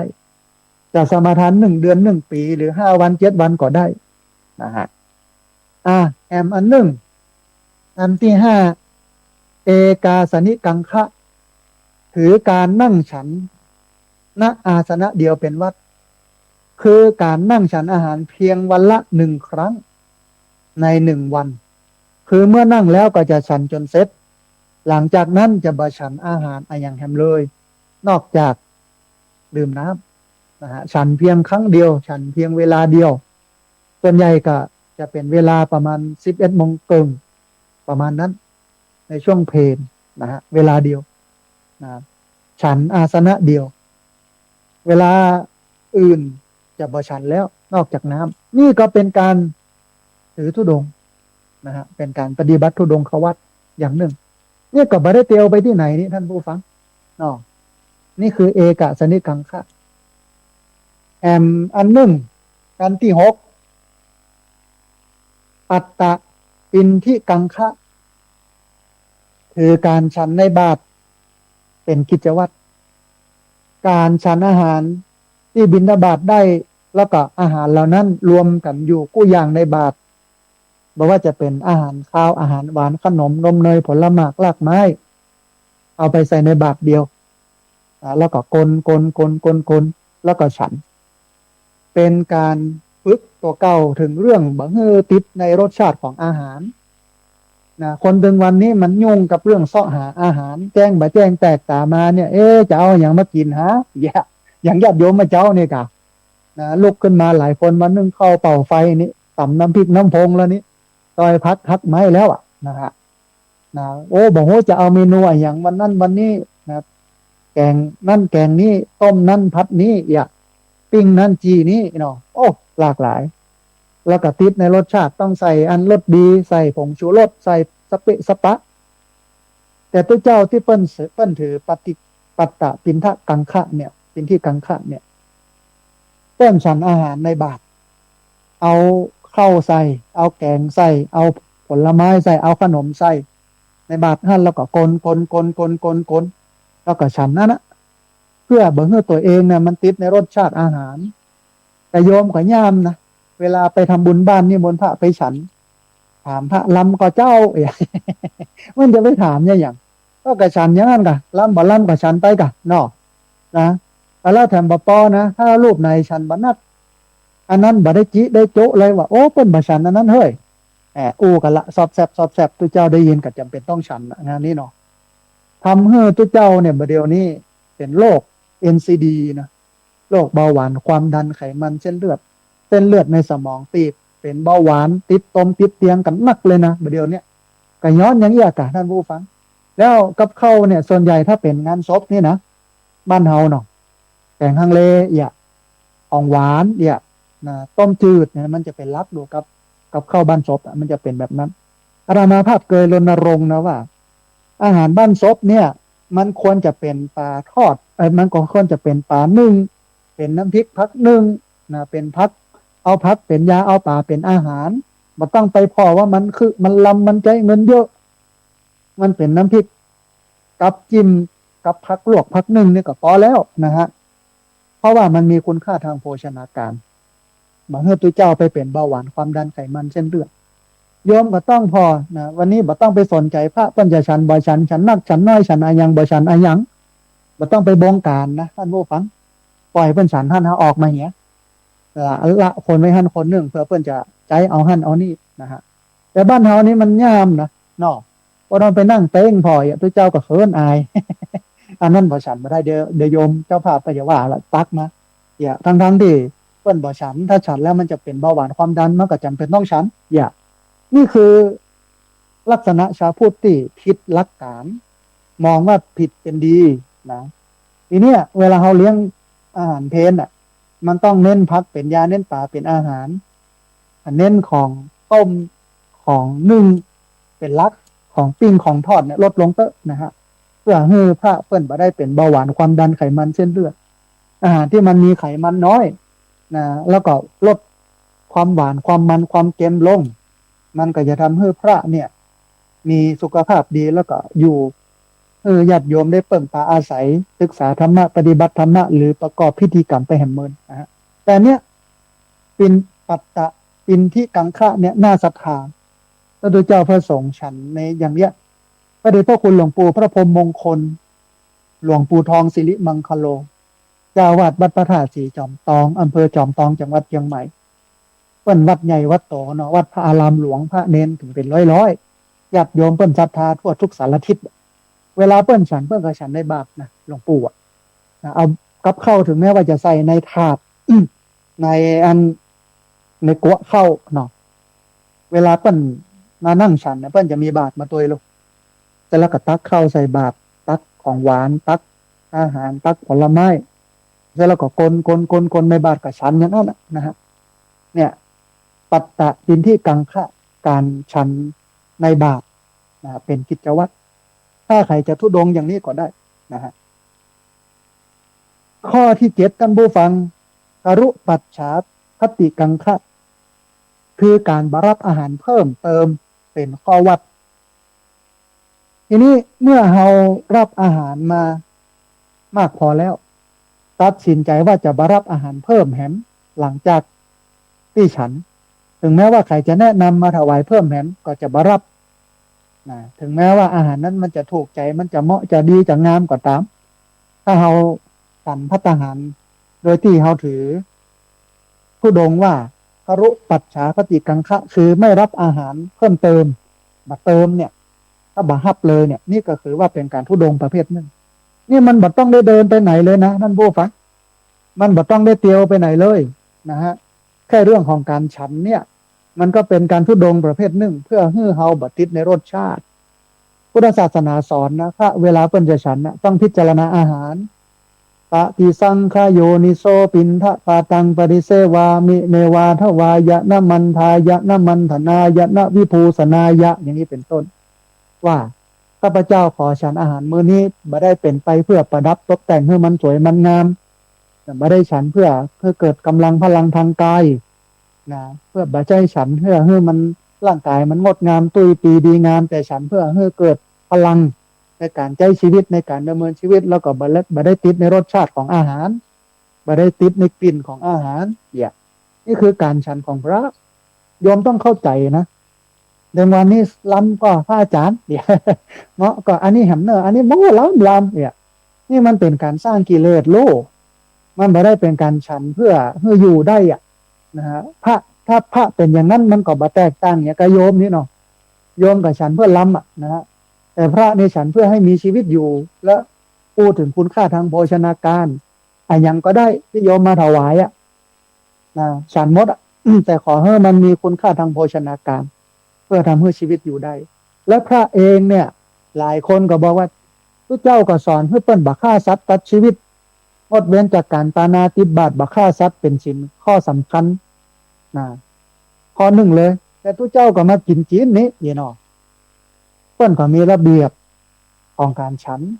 คือเวลาเป็นพระเจ้าพระสงฆ์เนี่ยเปิ้นบ่ให้เป็นคนที่ย่อยเปิ้นบ่ให้เป็นคนที่เลี้ยงยากเพราะพระสงฆ์องค์สังฆเจ้านั้นต้องอยู่ภายใต้การเลี้ยงดูของญาติโยมแต่ถ้ามาย่อยมายำอันนั้นเต็มลำไปอันนั้นบัลลัมเนอะอันนี้เป็นอย่างนั้นเนอะเอาอันนั้นเนอะมันก็จะยุ่งยากทำให้ไม่เกิดความศรัทธาแล้วก็มันบ่ได้เป็นการฝึกตัวเองแต่เวลาจะฉันเนื้อ เวลาฉันเนื้อเขาก็มองว่ามันเป็นธาตุ มันเป็นเพียงสิ่งที่เลี้ยงชีวิตนะฮะแต่ว่าถ้าเปิ้นเจาะจงว่าฆ่ามาเพื่อเฮาอย่างเช่นแมลงเนี่ยเฮาเตียวไปในบ้านเนี่ยเนาะโยมเปิ้นบุบไก่อยู่หั่นอ๊อบแอกอยู่หั่นนะแล้วบอกว่าวันพวกจะเอาใส่บาตรเด้ออันนี้รับบ่ได้ไม่ควรจะรับของแบบนี้ปิดบาตรไม่ควรรับเพราะมันเป็นบาปคือฆ่ามาเพื่อตนแต่ถ้าเปิ้นฆ่าเพื่อกินกันในครอบครัวแล้วเอามาใส่บาตรอันนั้นไม่ผิดแต่ถ้าฆ่ามาเพื่อตัวเจ้าน่ะวันพวกจะเอาห่อนึ่งแล้วก็จะเอาถวายพระอาจารย์เนออันนี้ไม่ได้เหมือนกันสัตว์อื่นก็เหมือนกันเนี่ย นี่คือวิธีการในการรับเรื่องของเนื้อในการฉันนะฮะเพราะฉะนั้นการฉันของตัวเจ้าเนี่ยมันบ่เฮือติดในรสชาติแล้วบางคนถือธุดงครุปัจฉาปฏิกังคะการบารับอาหารเพิ่มตักมาต้องอันอ่ะฉันต้องอันก็พอไม่รับเพิ่มนี่ก็เป็นการธุดงอย่างหนึ่งมหันได้ไปเตียวที่ไหนเลยเนี่ยนะฮะข้อที่8อารัญญิกังคะคือการถือการอยู่ป่าเป็นวัดท่านผู้ฟังการบำเพ็ญจิตภาวนาอยู่เฉพาะในป่าบ่ได้อยู่ในชุมชนเพื่อให้บ่าเกิดความพลุกพล่านวุ่นวายของบ้านเมืองมารบกวนการปฏิบัติเพื่ออะไรอย่างก็เพื่อป้องกันการพอกพูนของกิเลสนะฮะมันต้องเอาเรื่องของการสงบ3 อย่างเลย1กายวิเวกถ้ากายสงบแล้วหลีกเล่นจากผู้คนแล้วจิตมันก็จะวิเวกก็คือจิตตวิเวกเมื่อจิตวิเวกจิตสงบแล้วอุปธิคือกิเลสมันก็จะสงบมันมีหลัก3 อย่างโลกวิเวก3กายวิเวกสงบกายอยู่หลีกเล่นอยู่ในป่าเมื่อมาพกผ่านกับผู้คนเมื่อคนไม่พกผ่านใดๆจิตมันก็จะวิเวกก็คือจิตตวิเวกนำไปสู่ความเป็นอุปธิวิเวกคือกิเลสมันสงบลงนะฮะง่ายต่อการปฏิบัติธรรมแต่ว่าอย่างที่บอกไว้เบื้องต้นว่ามันมีกฎของมหาเถรสมาคมออกมาว่าห้ามอย่างอันห้ามอย่างอี้โดยร่วมมือกันกับกรมป่าไม้มันก็เป็นเรื่องยากมากเลยนะกับการไปเดินการไปปฏิบัติธรรมในป่าในปูเนี่ยนะฮะนะบางทีเขาก็บอกให้หันตัวเจ้าไปปฏิบัติแบบนั้น แต่ว่าถ้ามันเป็นวัดป่าโดยเฉพาะสายวัดป่าธรรมยุทธติกานิกายเนาะเปิ้นก็ชอบอยู่แบบนั้นมันก็เหมาะสมกับเปิ้นตัวนะฮะแต่บางวัดมันเนี่ยล้ำไปกว้างใหญ่ไพศาลเอาผู้คนไปอยู่ไปบุกลุกป่าอันนั้นก็ไม่ควรเหมือนกันนะหลายคนก็อย่างที่บอกมองว่าทำไมพระถึงไม่ไปอยู่ในป่ามันแบบไปเตียวในป่าปุ๊บยังมาเตียวอย่างหนตั้งเพเนาะ หลายคนก็ว่าอย่างนั้นว่ามันก็ถูกแล้วป่าเปิ้นเบิ่งคือเตียวแล้วบ่เดียวนี้มันอย่าไปเตียวในป่าอย่างใหญ่จะไปนอนในป่าอย่างใหญ่เปิ้นบ่คือนอนคือเตียวต้องขออนุญาตขอนั่นขอนี่สปะสเปดมันเป็นเรื่องยาก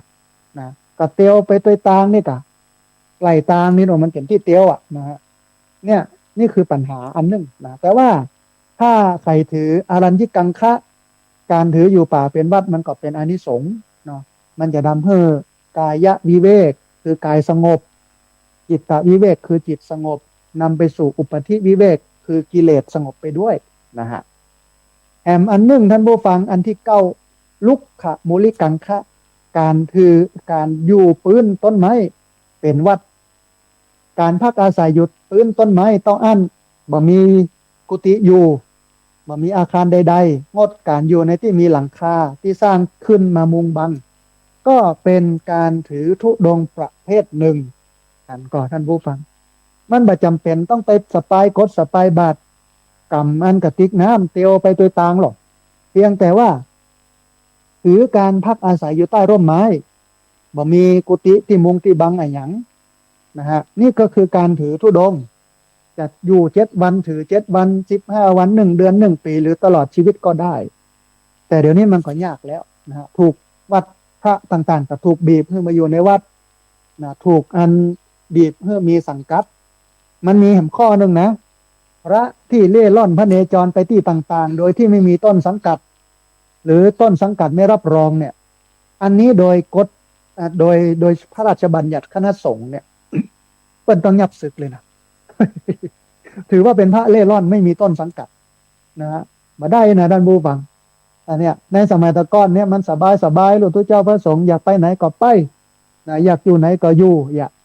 แต่ว่ามันเมื่อ 2,500 ปีมาแล้วแต่ว่ายุคนี้สมัยนี้บ้านเมืองมันมีระบบมีระเบียบคือก่อการค้นบดิบบดีที่ปลอมตัวเข้ามาบวชกานะมาจุมาไล่เอาสตังโยมกามาเนี่ยสิ่งที่มันบดีบดักกามันก็ทำให้พลอยให้คนพระที่เปิ้นปฏิบัติดีปฏิบัติชอบเดือดร้อนไปด้วยแต่ก็บ่เป็นอย่างอดทนเอา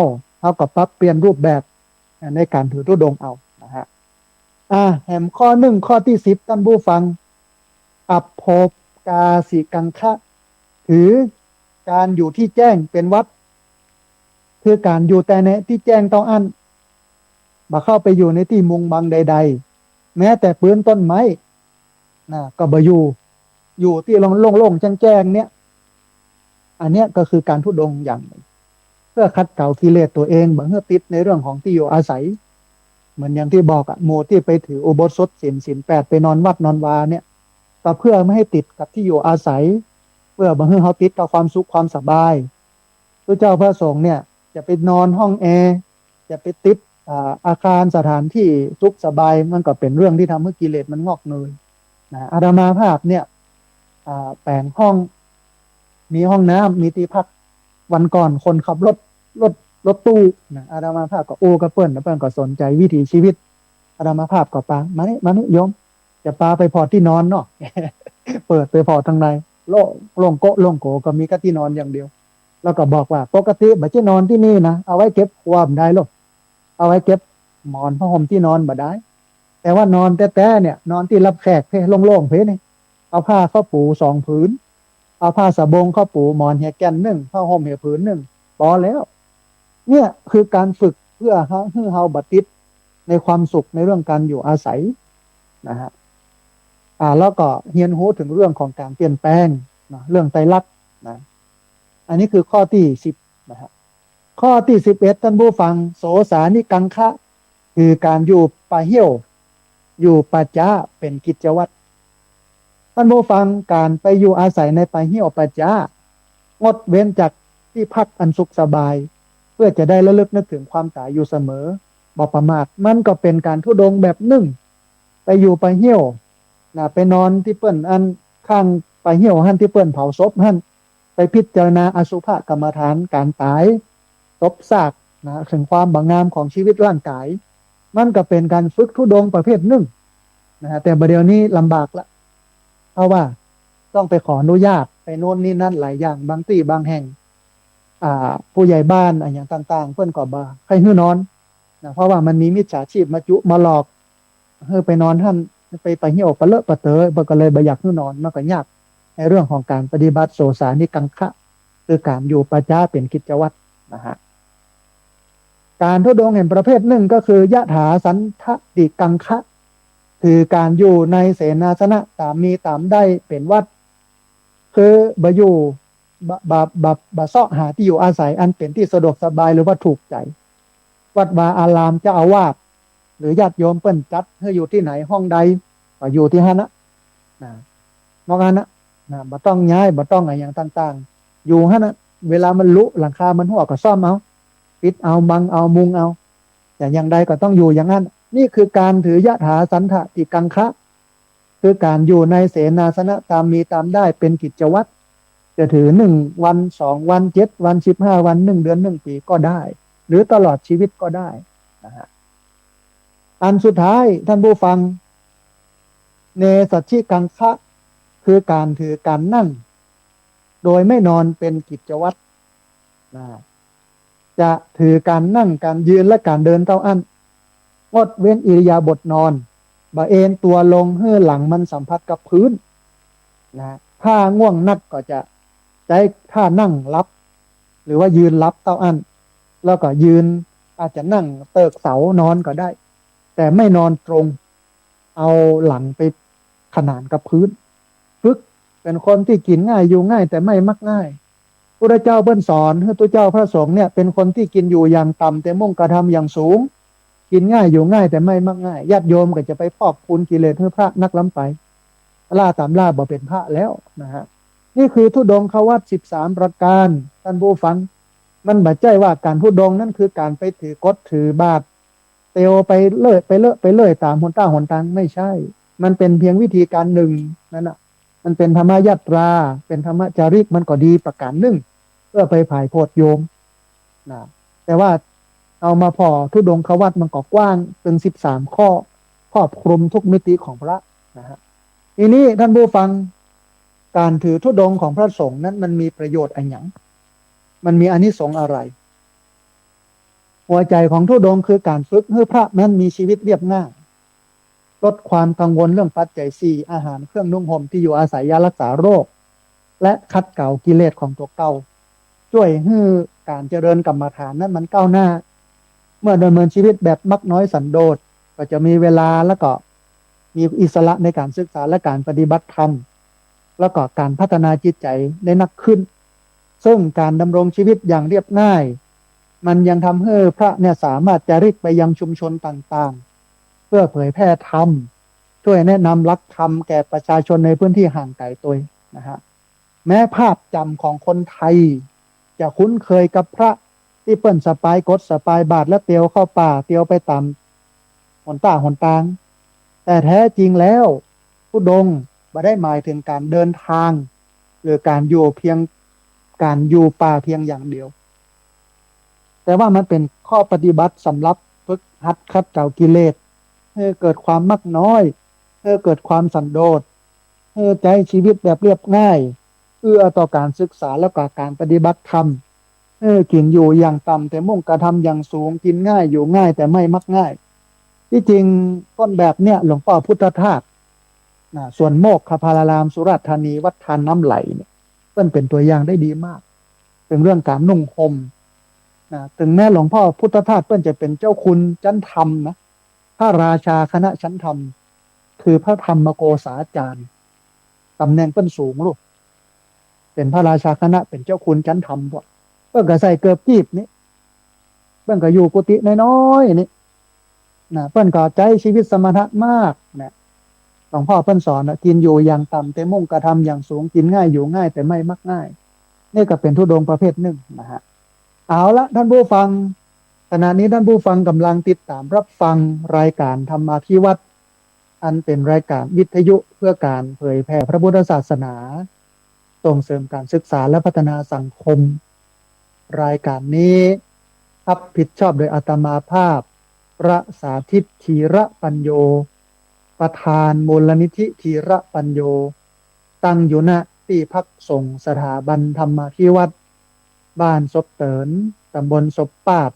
อำเภอแม่เมาะจังหวัดลำปางรายการนี้ออกอากาศทุกวันอังคารในเวลาตี 5ไปจนถึง7 โมงเมื่อเจ้าผ่านทางสถานีวิทยุในเครือข่ายสถานีวิทยุคลื่นสีขาพระเจ้าประชาซึ่งมีอยู่หลายคลื่นหลายสถานีหลายจังหวัดออกอากาศผ่านทาง Facebook ไลฟ์ซึ่งเป็นไลฟ์สดของสถานีวิทยุวัดไฟหินจังหวัดเชียงใหม่แล้วก็ Facebook ของอาตมาภาพพระสาธิตธีระปัญโยรวมไปจนถึงบันทึกเทปเอาไปออกอากาศผ่านทางสถานีวิทยุเพื่อการศึกษาและพัฒนาอาชีพเรดิโอเน็ตเวิร์ก FM 99.50 เมกะเฮิรตซ์ของวิทยาลัยเทคนิคกฟผแม่เมาะทุกวันศุกร์ในเวลา 8 โมงเมื่อเช้าเป็นต้นไปและเอาไปออกผ่านทางเพจของมูลนิธิธีระปัญโยซึ่งท่านผู้ฟังสามารถไปติดตามรับฟังย้อนหลังไปก๊อปปี้ลิงก์ไปคัดลอกลิงก์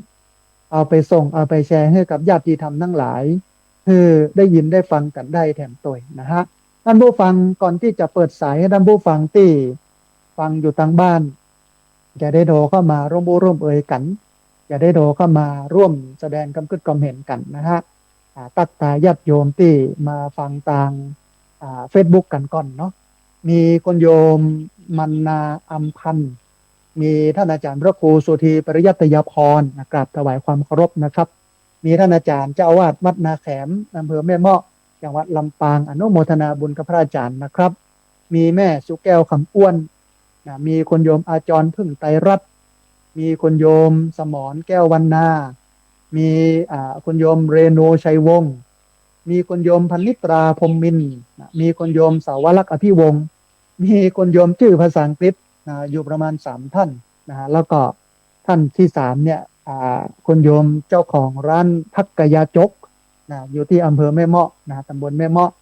มีญาติโยมจากจังหวัดสุรินทร์โยมตุ้ยนะฮะมีคนโยมเดือนเพ็ญทิมว่างมีคนโยมสลินทิพย์บุญเลิศมีคนโยมเจระพันธ์โมป้อแล้วก็มีคนโยมท่านหนึ่งต้องอนุโมทนาบุญนะฮะแล้วก็มีญาติโยมหลายคนที่ทักทายเนาะมามีแม่อุ้ยน้องแฮกเกอร์ตัวนะฮะลองมาดูหลายคนที่เปิ้ลได้ พอมากอยมีคุณโยมคุณหมอวิษณุจีนใจเย็นสาธารณสุขอำเภองาวตัวนะฮะมีคนโยมสังวานแก่นจันทน์นะฮะที่เปิ้นเข้ามาพอมากอยมีคนโยมชุติการลอดพยัญชนะมีคนโยมฟองจันทร์แก้วมูลนะฮะอ่ามีคนโยมสายฝนจันทร์กุณะมีคนโยมพิษสมัยศรีเทพธำรงมีแม่สมจันทร์แก้วมาลานะฮะมีแม่สุแก้วคำอ้วนเนาะแล้วก็มีแห่มหลายๆท่านนะฮะที่มีแม่กนกพิชชัยนาตัวนะมีคนโยมเรนูชัยวงศ์นะฮะต้องอนุโมทนาบุญกับญาติโยมที่ติดตามรับฟังผ่านเฟซบุ๊กของอาตมาภาพแล้วก็มีคนโยมมะลิวันเจริญเทศตัวนะฮะท่านผู้ฟังตอนนี้ได้เวลาเปิดสายท่านผู้ฟังที่ฟังอยู่ทางบ้านจะได้โทรเข้ามาร่วมเอ่ยกันจะได้โทรเข้ามาร่วมแสดงความเห็นกันนะฮะเรียนเชิญเจริญพรได้ที่เบอร์064 125 4122เบอร์064 125 4122เรียนเชิญเจริญพรได้โทรเข้ามานะร่วมเอ่ยกันได้โทรเข้ามาร่วมแสดงความเห็นกันเนอะได้ที่เบอร์064 125 4122แต่ว่าก่อนจะโทรเนาะเฮอรี่วิทยุห่างจากวิทยุน้อยหนึ่งแล้วก็ฟังทางโทรศัพท์เอาเรียนเชิญเจริญพรเนอะท่านผู้ฟังเนอะที่เบอร์064 125 4122พอดีมีสายเข้ามาสายหนึ่งเดี๋ยวรับสายนี้ก่อนเปิ้ลอย่าว่าอย่างใดพ้องนะฮะจะเริญพรโอ้สาธุโยมแม่จากอำเภอวังเหนือจังหวัดลำปางเนาะสาธุสัญญาณเป็นได้พ้องแม่ชัดเจนดีกอเอาสาธุอนุโมทนาบุญกับโยมแม่ที่ติดตามรับฟังบ่ละบ่ลืมกันเนอะได้กำลังใจจัดหนักโยมแม่อนุโมทนาสาธุนะโยมแม่จากอำเภอวังเหนือจังหวัดลำปางโทรเข้ามาเป็นสายแรกนะฮะท่านผู้ฟังในวันที่12ที่วัดโสภารามห้วยงูในเนี่ยพอดีหลวงปู่ดอยหลวงปู่พระครูปฏิพันธ์นามทินเปิ้นได้มอบหมายให้อาตมาภาพเอารูปพระนักจัดรายการไปถวายที่ปูนที่เหลือจากแจกญาติโยมนะฮะเพราะฉะนั้นท่านใดที่ไปวัดโสภารามวัดห้วยงูในวันที่12เนี่ยมาปะกันเนอะท่านใดอยากให้ได้รูปพระนักจัดรายการนะฮะมีอยู่ประมาณ3-40รูปอยู่ในภาพเดียวนะก็เอาไปติดไว้ที่บ้านเพื่อเป็นสิริมังคละเป็นที่ระลึกนึกถึงกันนะฮะพอดีมีสายเข้ามาสายหนึ่งเดี๋ยวครับสายนี้ก่อนเพื่อนจะว่าอย่างใดพ้องนะฮะจะเริญพรเอาสาธุแม่คำนวณเจ้ซ้อนเมืองปานลำปางเนาะสัญญาณเป็นใดพ้องแม่วันนี้ชัดเจนดีกอ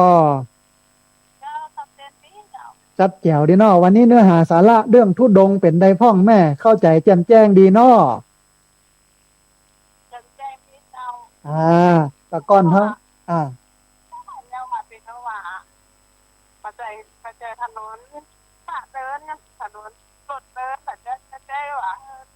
มาเดินอย่างนี้ไปเดินแค่ปลาฝุ่นไม่ก็ว่ามันทำนี่เนี่ยเข้าใจว่าจะพอก็อย่างมากกันเนาะแม่นเพราะเปิ้นบ่ศรัทธาเปิ้นบ่เข้าใจในเรื่องศาสนาเปิ้นก็ว่าไปอย่างนั้นเนาะแม่เนาะนะมันจะไปเป็นเสือผ้าจับเยอะสิกาเห็นนะเราต้องว่านะ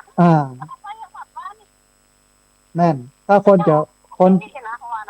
มีอคติคนจะว่ามันถึงว่าแท้นะแม่เนาะถ้าติดต้นเนาะถ้าติดตัวเนี่ยปัจจัยว่าคนเขาว่านะแม่นคนบ่กินบ่ตานซ้ำเนาะอาตมาก็ไปห้องม้าเนี่ยนะอาจารย์จะว่าหาเง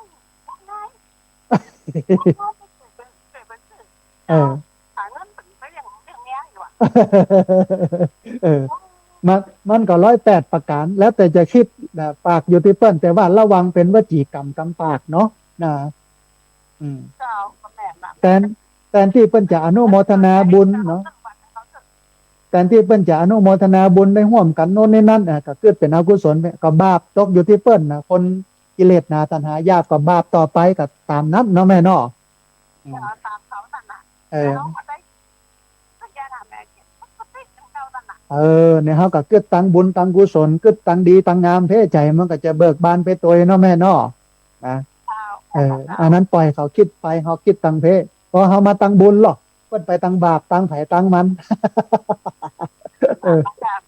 คนที่ว่านี่กับมาแต่ว่าคนเขาว่านะสวดอิติปิโสจบบ่จบบ่ฮู้ มันต้องตามหาเออนะคนกินเหล้าเมายามาลูกสุกซากอย่างนั้นมันก็ปล่อยไปชีวิตก็บ่เจริญอะโยมแม่มันก็เป็นอย่างนั้นตลอดชีวิตอะตกมนกไปตามนั้นเนาะแม่เนาะอืม เจ้าเจ้าโอ้อนุโมทนาบุญกับแม่คำนวณเนอเจ้าไปสาเจ้าสาธุเจริญพรมันก็เป็นปกติท่านผู้ฟังก็ขนาดอาตมาภาพรณรงค์ให้เปิ้นมาปลูกไผ่ที่สำนักหลายคนก็ปลูกบอกว่าอย่าไปจ้อยมันอย่างทุกเจ้าปลูกไผ่เดี๋ยวมันก็จะเอามาขายอะกะอย่า มันก็แล้วแต่คนจะคิดอาตมาภาพหลุดลอยไปจากการพิษการติดใจก็เรื่องอย่างนี้แล้วใครว่าก็ว่าไปแต่ตัวเฮาอ่ะนายเป็นได้เนี่ยเฮาของหูดีพระเจ้าเพิ่นตรัสว่าสุทธิอสุทธิปัจจตังนะบริสุทธิ์ไม่บริสุทธิ์ดีไม่ดีตัวเราเป็นผู้รู้คนอื่นเปิ้นบอกโหบ่เข้าใจกันแล้วแต่เปิ้นนะฮะพอดีมีสายเข้ามาสายหนึ่ง ครับสายนี้ก่อนเปิ้นอย่าว่าอย่างใดพ้องจะเริญพร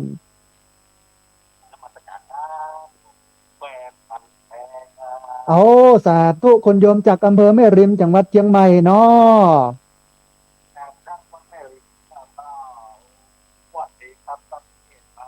พอเข้าใจเรื่องทุดงค์ดีเนาะโยมเนาะ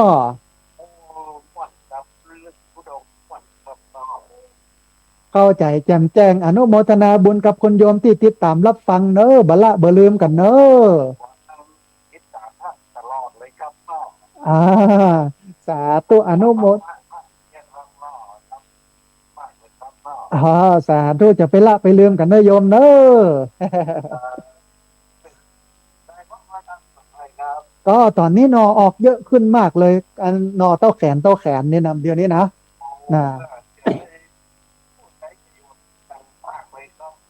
อย่างน้อย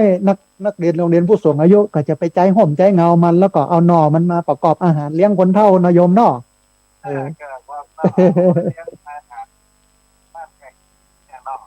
มันเป็นประโยชน์นะอนุโมทนาบุญกับโยมเนอะได้กำลังใจจัดหนักอนุโมทนาสาธุคุณโยมจากอำเภอแม่ริมจังหวัดเชียงใหม่สายที่3นะฮะเรียนเชิญเจริญพรเนอะท่านผู้ฟังเหลือเวลาประมาณ27 นาทีได้หลายสายอยู่เนอะเป็น3-40 สายปุณณะที่เบอร์064 125 4122เบอร์064 125 4122พอดีมีสายเข้ามาสายหนึ่งครับสายนี้ก่อนเพิ่นจะว่าอย่างใดพ้องนะฮะจะเริญพรสาธุโยมแม่สัญญาณวันนี้เป็นใดพ้องสัญญาณแต่มันขาดคนเพิ่นโทรกันเข้ามาหลายขอสุมาอภัยกับโยมแม่เนอะแม่น้อมตาจางสัญญาณชัดเจนดีอนุโมทนาบุญกับแม่น้อมเนอะที่บละบ่ลืมกันเนอะสาธุเจริญพรแม่น้อมตาจางแฟนประจำแฟนเพลงประจำแฟนรับฟังธรรมะประจำนะต้องอนุโมทนาบุญตัวเรียนเชิญเจริญพรเนอะพี่น้องเด้อที่ฟังอยู่เนาะทางวิทยุบอกว่าจะเป็นเชียงใหม่ละปูนลำปางแป้น่านพะเยาเชียงรายแม่ฮ่องสอนรวมไปจนถึงฟังอยู่จากทางไลฟ์สดของ Facebook วัดสายหินแล้วก็ Facebook อาตมาภาพพระสาธิตธิระปัญโยที่ฟังกันอยู่ทั่วประเทศทั่วโลกเรียนเชิญเจริญพรโทรเข้ามาได้ที่เบอร์064 125 4122เบอร์064 125 4122นะฮะวันนี้เน้นเรื่องธุดงค์เพื่อทำให้พุทธศาสนิกชนคือหมู่เฮาเนี่ยเข้าใจเรื่องของการธุดงค์เฮาบ่ใจเป็นคนที่บ่ฮู้เรื่องฮู้ราวเนาะพอเฮาเรียนรู้เรื่องธุดงค์แล้วเนี่ยเฮาก็จะชัดเจนว่าธุดงค์มันเป็นแบบนี้นะเปิ้นเนี่ยกัน13เรื่อง13อย่างธุดงค์มันบ่ใช่แค่เรื่องของการไปสปายกดสปายบาตรเตียวไปตัวตาตัวตางอันนั้นมันเป็นวิธีการหนึ่งแต่ธุดงค์แท้ๆเนี่ยมันมีถึง13เรื่องนะฮะเรียนเชิญเจริญพรนะพี่น้องเด้อที่เบอร์064 125 4122เบอร์064 1254122นะฮะขณะที่รอสายจากบรรดาท่านผู้ฟังที่ฟังอยู่ทางบ้านจะโทรเข้ามาร่วมมือร่วมเอ่ยกันนะฮะขอประชาสัมพันธ์ข่าวบุญ2 ข่าวเนอะข่าวแรกนะฮะอันในวันที่12กรกฎาคม2569อาตมาภาพจะได้นำเอาโฮงตาลไปเลี้ยงญาติโยมที่มาทำบุญพระธาตุเจดีย์ที่วัดโสภารามห้วยงูไนตำบลสันทรายอำเภอฝางจังหวัดเชียงใหม่ท่านใดจะร่วมทำบุญก็สามารถร่วมทำบุญได้เนอะที่ธนาคารกรุงไทยชื่อบัญชีพระสาธิตธีระปัญโยหมายเลขบัญชี5,167,627อันนี้เป็นข่าวบุญที่1นะฮะการไปออกโครงการเลี้ยงพี่น้องที่วัดโสภารามห้วยงูไนอำเภอฝางจังหวัดเชียงใหม่สามารถร่วมทำบุญได้ที่ธนาคารกรุงไทยชื่อบัญชีพระสาธิตธีระปัญโยหมายเลขบัญชี5,167,627ข่าวบุญที่2นะฮะทางวิทยาลัยสงฆ์นครลำปางอำเภอเกาะคาจังหวัดลำปางเปิ้นจะจัดกิจกรรมหล่อเทียนเข้าพรรษาและถวายผ้าอาบน้ำฝนเพราะฉะนั้นเรียนเชิญเจริญพรเนอะในวันที่26ซึ่งเป็นวันติดตั้งแต่เวลา9 โมงไม่เจ้าเป็นต้นไปเรียนเชิญเจริญพรญาติโยมเอาหงตาลไปออกไปร่วมหล่อเทียนกันท่านใดจะปูจาแผ่นเทียนแผ่นละ39 บาทก็เจริญพรท่านใดจะปูจาผ้าอาบน้ำฝนถวายพระชุดละ99 บาทก็เจริญพรสามารถติดต่อได้ที่ดร.พัชริยาฟองจันตาหมายเลขโทรศัพท์0931879939เนอะพอดีมีสายเข้ามาสายหนึ่งเดี๋ยวรับสายนี้ก่อนเบิ้ลอย่าว่าอย่างใดพ้องนะฮะจะเริญพรเอาสาธุแม่เพนสัญญาณเป็นใดพ้องโอ้สาธุอนุโมทนาบุญกับแม่เพนที่ร่วมทำบุญพระธาตุเจดีย์มาตะวาเนอะสาธุได้แม่เพนได้อนุโมทนาบุญกับแม่เพนเนอะสาธุเจริญพรนะแม่เพนนะฮะคนสู้ชีวิตละปูนมีท่านอาจารย์พระโคโสภิตโพธานุรักษ์นะฮะวัดโพตำบลบ้านปิ่นอำเภอรองจังหวัดแพร่เข้ามารับชมทาง Facebook โดยกราบนมัสการท่านอาจารย์พระครูนะครับแล้วมีแม่ชวนพิษนะแกนนวลนะฮะเข้ามาติดตามรับชมรับฟังตัวพอดีมีสายเข้ามาแห่งสายหนึ่งทับสายนี้ก่อนเบิ้ลอย่าว่าอย่างใดพ้องจะเริญพรโอ้สาธุแม่น้อยวันนี้มีอย่างจะเพิ่มเติมก็เจริญพรเจิญเลยเนอะ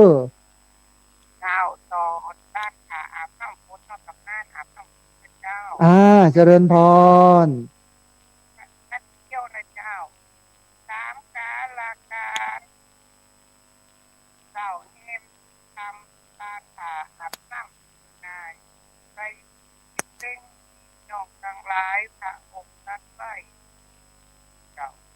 คนการเป็นเจ้าสาขาเจ้าเลยนาเอาบ่อท่านเจ้าเอาสาขาตามศีลหน้าก็ได้บ่ทำลังทำก็ใจคอยเรียนนำไปเอาไว้เจ้าทำบุญกันได้ใจ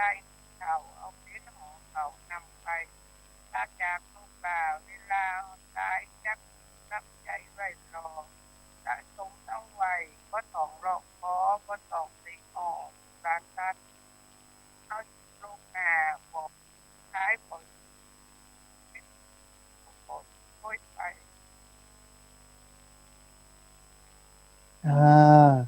สาธุแม่น้อยกัดนัดสาธุอนุโมทนาบุญโยมแม่น้อยเพิ่นเอากรอนเอาเข้าห้ำกำเครือ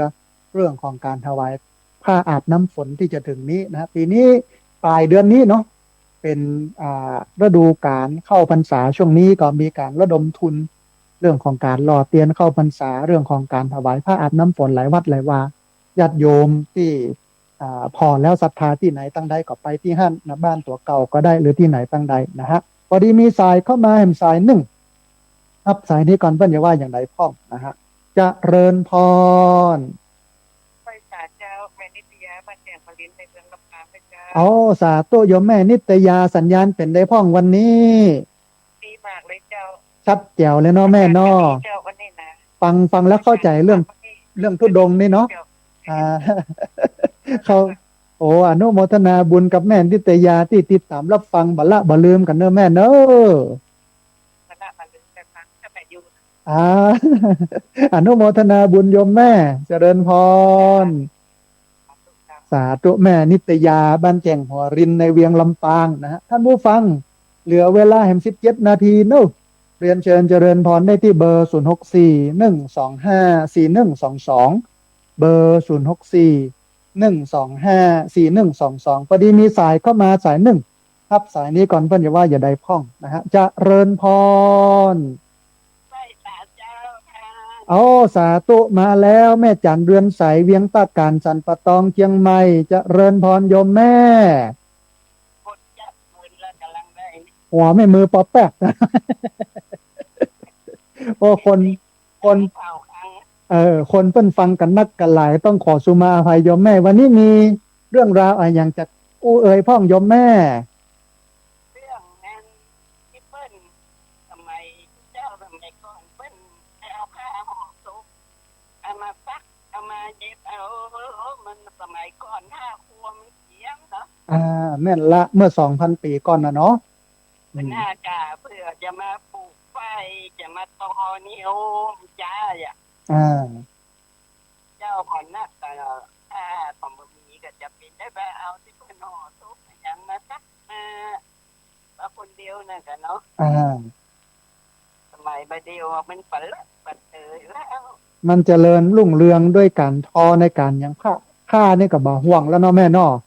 โอ้จะเอาถ้าใดคือบ่ได้หมูกับเดียวเนาะแม่นละถ้าจะไปเอาอันกับผีมันสมัยมาเก่ามันก็จะดูกะไรอยู่เหมือนกันนะเนาะถ้ามันนุ่มแล้วนอนสลับแล้วเนี่ยว่าห้องก็กลัวโยมก็มากินมาตาเนาะโยมกลัวผีเนาะแม่เนาะแต่ว่าเนี่ยแม่นละมันสะดวกสบายแต่ประเดี๋ยวมันอย่างมันซับซ้อนนักขึ้นมันก็ต้องปฏิบัติตามระบบเปิ้นที่เปิ้นอยู่เนี่ยเนาะแม่เนาะแต่นั่นเนาะจะไปแต่ละจังหวัดนี่จะไปเที่ยวลัดป่าลัดดงเนาะมันจะถึงเมื่อใดเนาะแม่นละมันก็ต้องไปตัวหอมตัวตางตามเปิ้นแต่ว่ากฎหมายมันก็เกื้อให้เดินได้ตามไล่ตางนะเปิ้นก็เดินกันมาแต่เมื่อใดเปิ้นก็ยังบ่มีอุบัติเหตุกันยังจะได้เนาะแม่นละแต่มันก็ต้องระมัดระวังคนผีบ้าผีบวมคนเมาเหล้าเมายาจะมาจุมาจนกันห้องเนาะมันนี่มันอย่างนี้มันมาเจอเราเรื่องเราก็ไปเป็นอุบัติเหตุใหญ่ก็โอ้น่าเสียใจน่าอยู่มันนะแม่นละโยมแม่นะโอ้อนุโมทนาบุญกับแม่จันเรือนใสเนอะสาธุนะแม่จันเรือนใสสะท้อนดีนะว่าบัดเดี๋ยวนี้มันบัดจำเป็นต้องไปเอาผ้าที่มันฟันผีบัดต้องไปเอาผ้าที่เป็นขว้างเป็นเชี่ยวขี้เห่อมาละเพราะว่ายุคสมัยมัน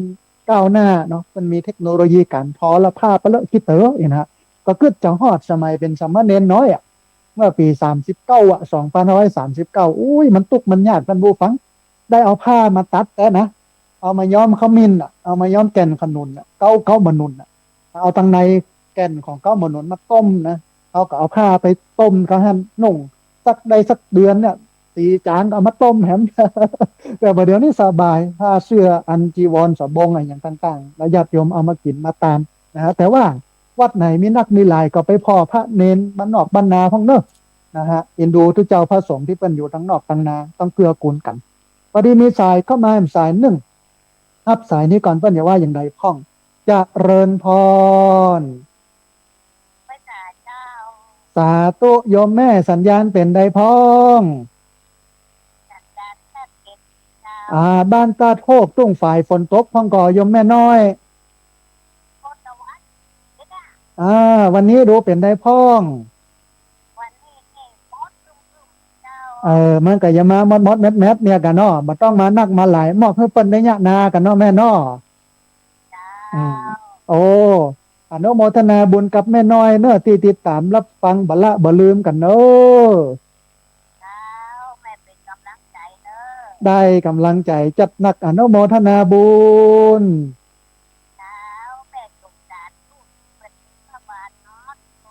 เออนั่นนะไอ้เป็นตีเอ็นดูเขาก็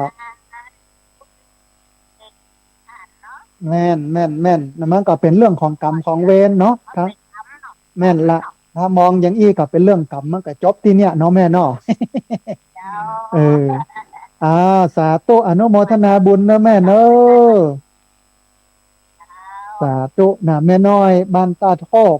ตำบลตุ้งฝายอำเภอเมืองลำปางนะโทรเข้ามาให้กำลังใจกันนะฮะท่านผู้ฟังมีข่าวดีแห่งข่าวหนึ่งนะฮะที่เราจะไปทำบุญกับวัดแล้วก็ทหารตามแนวชายแดนจังหวัดบุรีรัมย์จังหวัดสุรินทร์จังหวัดศรีสะเกษที่อยู่อันแถวนั้นนะฐานทหารก็ดีท่านอาจารย์พระครูอภิวัฒนวิกรมเปิ้นบอกว่าให้รถตู้กู้กันเนี่ยที่จะไปเนี่ยมีข้าวสารมีมาม่าปากกระป๋องพอดีวันก่อนงานศพพ่อของท่านอาจารย์พระครูโสพลปริยัติที่บ้านก้องฝายตำบลบ้านปินอำเภอรองจังหวัดแพร่ท่านอาจารย์เจ้าคุณพระวิสุทธิ์วัชราพรเจ้าอาวาสวัดลัทธิวันวัดพระนอนขอนตานอำเภอแม่ริมจังหวัดเชียงใหม่เปิ้นไปพอดีก็ได้นั่งอู้กันนะหลวงพ่อก็บอกว่าโอ้สาธิตเดี๋ยวอันผมถวายข้าวสารเนอะ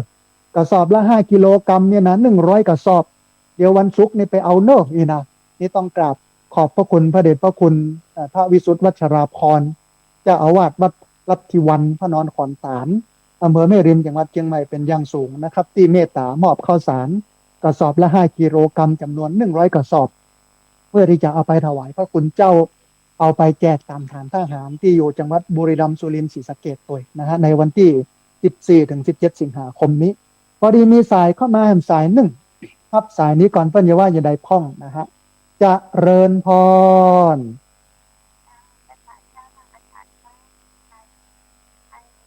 โอ้สาธุแม่มาลัยสัญญาณเป็นใดพ้องวันนี้โอ้อนุโมทนาบุญกับแม่มาลัยที่ติดตามรับฟังกันเป็นประจำบ่ละบ่ลืมกันเนอะแม่เนอะ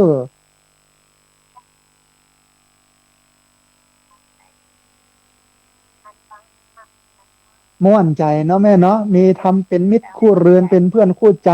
นะอ่าโอ้อนุโมทนาบุญเนอะอดทนแม่อดทนอยู่ไปนะใจชีวิตไปอยู่กับศีลกินกับธรรมเนี่ยเนาะแม่เนาะอืม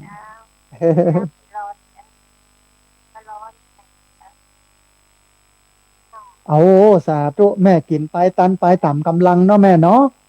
นะสาธุ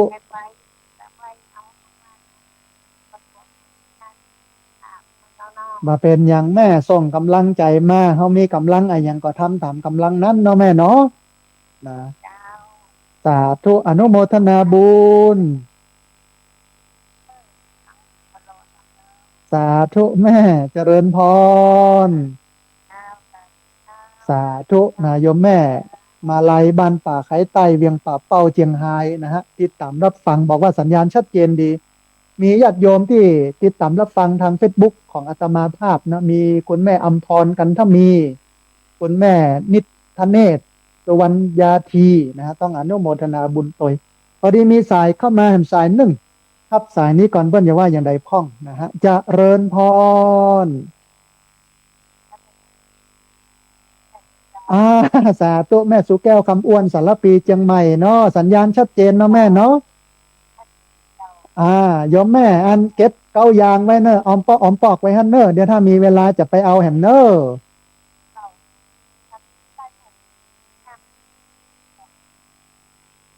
อ่าถ้าจะใดก็รักษาไว้ก่อนเนอะแม่เนอะนะสาธุโยมแม่อนุโมทนาบุญ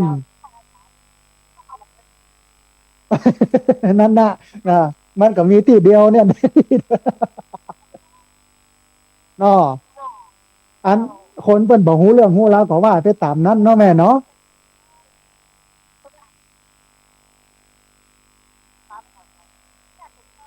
เออ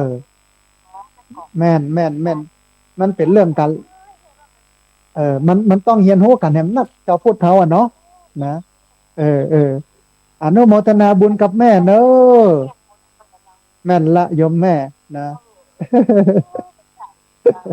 สาธุโยมแม่เจริญพรโยมแม่สุแก้วคำอ้วนสารปีเชียงใหม่นะฮะ มีคุณโยมคำสุขโยธินนะพระบาทนะฮะบ้านบุญเกิดนะเข้ามาติดตามรับฟังตัวแห่งคนหนึ่งต้องอนุโมทนาบุญตัวท่านผู้ฟังเวลาเหลือ8 นาทีเนาะเรียนเชิญเจริญพรได้ที่เบอร์0641254122เบอร์0641254122คิดว่าวันนี้ญาติโยมคงเข้าใจเรื่องธุดงค์นักพอสมควรเพราะว่าลงดีเทล ลงรายละเอียดเรื่องของการเดินธุดงค์ว่าธุดงค์นั้นแต่แล้วมันมี13อย่างเนอะการเดินมันก็เป็นหนึ่งใน13อย่างนั้นนะฮะในการปฏิบัติ13อย่างนั้นอันเนี้ยเราจะเข้าใจชาวพุทธนั้นมันต้องเป็นคนที่เฮียนหูนะเป็นผู้รู้ผู้ตื่นผู้เบิกบานจะไปงมงายเลื่อยเปื่อยบ่ได้นะพุทธศาสนาเพิ่นมีระบบของเพิ่นนะฮะพอดีมีสายเข้ามาสายหนึ่งครับสายนี้ก่อนเพิ่นจะว่าอย่างไรพ้องจะเริญพร สาธุโยมแม่สัญญาณเป็นใดพ้องสัญญาของเจ้าเจ้าอยู่บ้านไหนเป็นคำนะเจ้าโอ้สาธุอนุโมทนาบุญโยมแม่ที่ติดตามรับฟังบละบลืมกันเนอจำโยมแม่ได้จำเสียงได้ แม่จะถามว่าไอ้อะไรก็แต่ว่าเขาได้บ้านนะเจ้าอันเดียวกำลังจะเสาะหาเวลาไปอยู่แม่ อยู่บ้านแม่ใส่คำบ้านห้วยฮีขี้หมูเนาะแม่สงกรานต์เฮือนแดงนะจำได้อันบักหมายไม่ได้อยู่แต่ว่าเวลามันมีเตื้อแต่ว่าเดี๋ยวถ้าบ่ได้ไปแต่จะส่งไป แต่ถ้าได้ไปก็จะไปใครไปหานะเดี๋ยวจะได้ไปปะไปพบกันเนาะแม่เนาะเดี๋ยวรอสักกำเนาะอนุโมทนาบุญกับโยมแม่สงกรานต์เนอะแม่เนอะได้กำลังใจจัดหนักอนุโมทนาบุญสาธุนะแม่สงกรานต์เฮือนแดงบ้านแม่ใส่คำเปิ้นอู้เอ่ยกันทะแล้วว่าอยากให้ได้ฮู้อุบาอาจารย์พระนักจัดรายการที่หลวงปู่พระครูปฏิพันธ์ธรรมทินวัดพระธาตุม่อนจอมพอเปิ้นทำไว้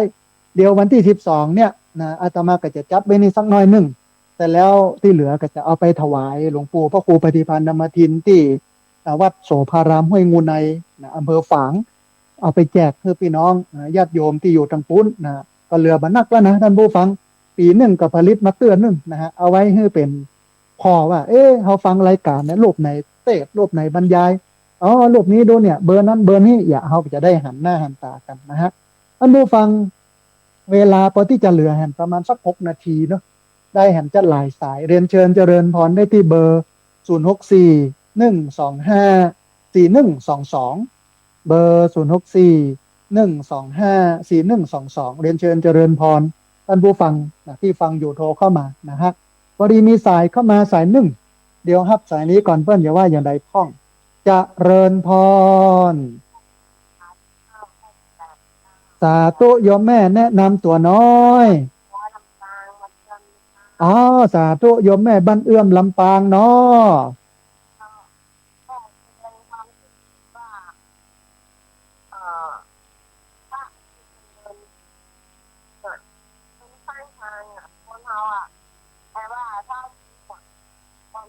ยอมรับความจริงแล้วก็แม่นเพราะว่าคนต้องการให้ทำงานเพิ่มหรือว่าบริษัททำวันนึงอย่างนึงเนาะแต่คนที่ผิดก็คือคนขับรถนั้นอย่างมาเดินตายมาเดินอย่างข้างทางแล้วข้างทางมารถนั้นมีใจสวยสมควรไปแต่มาตกคนเลยมาตกคนที่แต่ไอ้ตกที่ภาคสูงมันมาถูกหัวเจ้าแม่นละมันต้องโทษที่คนขับคุณแม่นอผู้ใหญ่ผู้ปกครองน่าจะเอาสั่งสอนลูกอันนี้ก็คือเอารถมาขับไปจะได้แม่นเกิดความเสียหายแล้วจะมาปัดว่าความดีกันความว่าละออนบอกนิดเนาะละออนก็ขับรถตามกับลูกละแต่ว่าข้าส่งมาส่งฟ้อนมาเดินกลางถ้ามันขับถูกเจ้าแม่นละเพราะว่าละอ่อนมันอายุ11 ขวบอยู่แล้วก็บ่ค่อยเต็มร้อยนะมันก็ทำให้เกิดอุบัติเหตุเนาะแม่เนาะใช่ต้องดูแลละอ่อนเรื่องลูกการเรื่องแบบการเรื่องแบบนี้แล้วเอาใจเจ้าของเวลาว่าเอาทางความคิดมาความแหวต้องทำดีกว่า ป่วยเพราะว่ามันบ่ถึงตอนครับอายุ11หรือว่าอายุเท่าใดก็แล้วแต่คนเฮาคิดคิดแต่ในโลกของแต่ว่าในโลกหน้าสงสารน่ะมันบ่คิดมันบ่พ้นเนาะเจ้าแม่นละอนุโมทนาบุญกับโยมแม่เนอะเอาไว้จ้าเจ้าให้กำลังใจเด้อได้กำลังใจจัดหนักโยมแม่อนุโมทนาบุญสาธุโยมแม่จากบ้านเอื้อมนะในเวียงลำปางในวันที่10ท่านผู้ฟังอาตมาภาพจะไปเทศที่อบตบ้านเอื้อมนะฮะวันที่10นี่นะเพราะว่าทางกองทุนฟื้นฟูเกษตรกรจังหวัดลำปางหัวหน้าสำนักงานกองทุนฟื้นฟูเป็นนิมนต์ไปบรรยายให้กับเกษตรกรที่บ้านเอื้อมนะฮะโยมแม่ที่อยู่บ้านเอื้อมที่โทรเข้ามาตะกี้นะใครปะใครหันนะไปที่อบตบ้านเอื้อมเนอะ จะได้ไปปะไปพบกันนะฮะเพราะว่าในวันที่10นั้นมีบรรยายแล้ววันที่9เนี่ยจะไปบรรยายที่โรงเรียนแม่เมาะวิทยาวันที่10นี่บ้านเอื้อมนะวันที่11นั้นก็จะมีแห่งที่1ก็คือเทศบาลตำบลแม่เมาะกับบรรดาพี่น้องชาวบ้านฟังนะ12ก็จะมีแห่งที่1นะฮะที่อำเภอฝางจังหวัดเชียงใหม่เนาะพอดีมีสายเข้ามาแห่งสาย1ขอสายนี้เป็นสายสุดท้ายกันแล้วกันนะฮะเจริญพรสาธุโยมแม่สัญญาณเป็นได้พ่องแม่ชัดเจนดีกอโยมแม่โทรมาจากที่ไหนจากบ้านผมเจริญสมมุติตั้งใจอำเภอวังแสนโอ้สาธุพี่น้องวังเหนือชื่อโยมแม่อายังแต่ร้อยเจ้าแม่ลอยวังเหนือบ้านสายบ้านโป่งเนาะบ้านโป่งเจริญวังเหนืออนุโมทนาบุญกับโยมแม่ที่ติดตามรับฟังบ่ละบ่ลืมกันเนอะโอ้เงียบไป อนุโมทนาบุญกับโยมแม่พอดีเวลาหมดพอดีเอาละท่านผู้ฟังรายการธรรมาภิวัตน์ในวันนี้เวลาหมดลงแล้วก็งดรับสายไว้แต่เพียงเท่านี้นะฮะวันพรุ่งนี้เนาะเวลา3:00ถึง5:00นะเอาปะกันแห่งใหม่ในคลื่นที่ท่านผู้ฟังได้ติดตามรับฟังอยู่นี้หรือใน Facebook ของอาตมาภาพแล้วก็ Facebook ของสถานีวิทยุวัดไฟหินจังหวัดเชียงใหม่วันนี้ต้องกราบขอบพระคุณครูบาอาจารย์พระเถรานุเถระครูบาสังฆะที่เคารพอย่างสูงทุกรูปอนุโมทนาบุญกับเจ้าของเครื่องเจ้าของสถานีเจ้าหน้าที่ที่ดูแลการออกอากาศการส่งกระจายเสียงที่เอาสัญญาณดีๆแบบนี้ไปให้ท่านผู้ฟังทั้งหลายได้ติดตามรับฟังอนุโมทนาบุญกับญาติโยมทุกคนทุกท่านที่ติดตามรับฟังทุกคนทุกท่านที่โทรเข้ามาขอสุมาภัยกับญาติโยมที่โทรเข้ามาแล้วบัดนี้โทรเข้ามาแล้วบัดได้รับสายเดี๋ยววันพรุ่งนี้ก็โทรกันเข้ามาใหม่วันนี้สัพพะพุทธานุภาเวนะด้วยเดชเดชะอนุภาพของพระพุทธเจ้าสัพพะธรรมานุภาเวนะด้วยเดชเดชะอนุภาพของพระธรรมเจ้าสัพพะสังฆานุภาเวนะด้วยเดชเดชะอนุภาพของพระสังฆเจ้าศรัทธาสุทธีพระวันตุเตขอความสุขความเจริญในธรรมจงบังเกิดมีแด่บรรดาศรัทธาสาธุชนทุกคนทุกท่านตลอดการเป็นนิจเพลินเจริญพร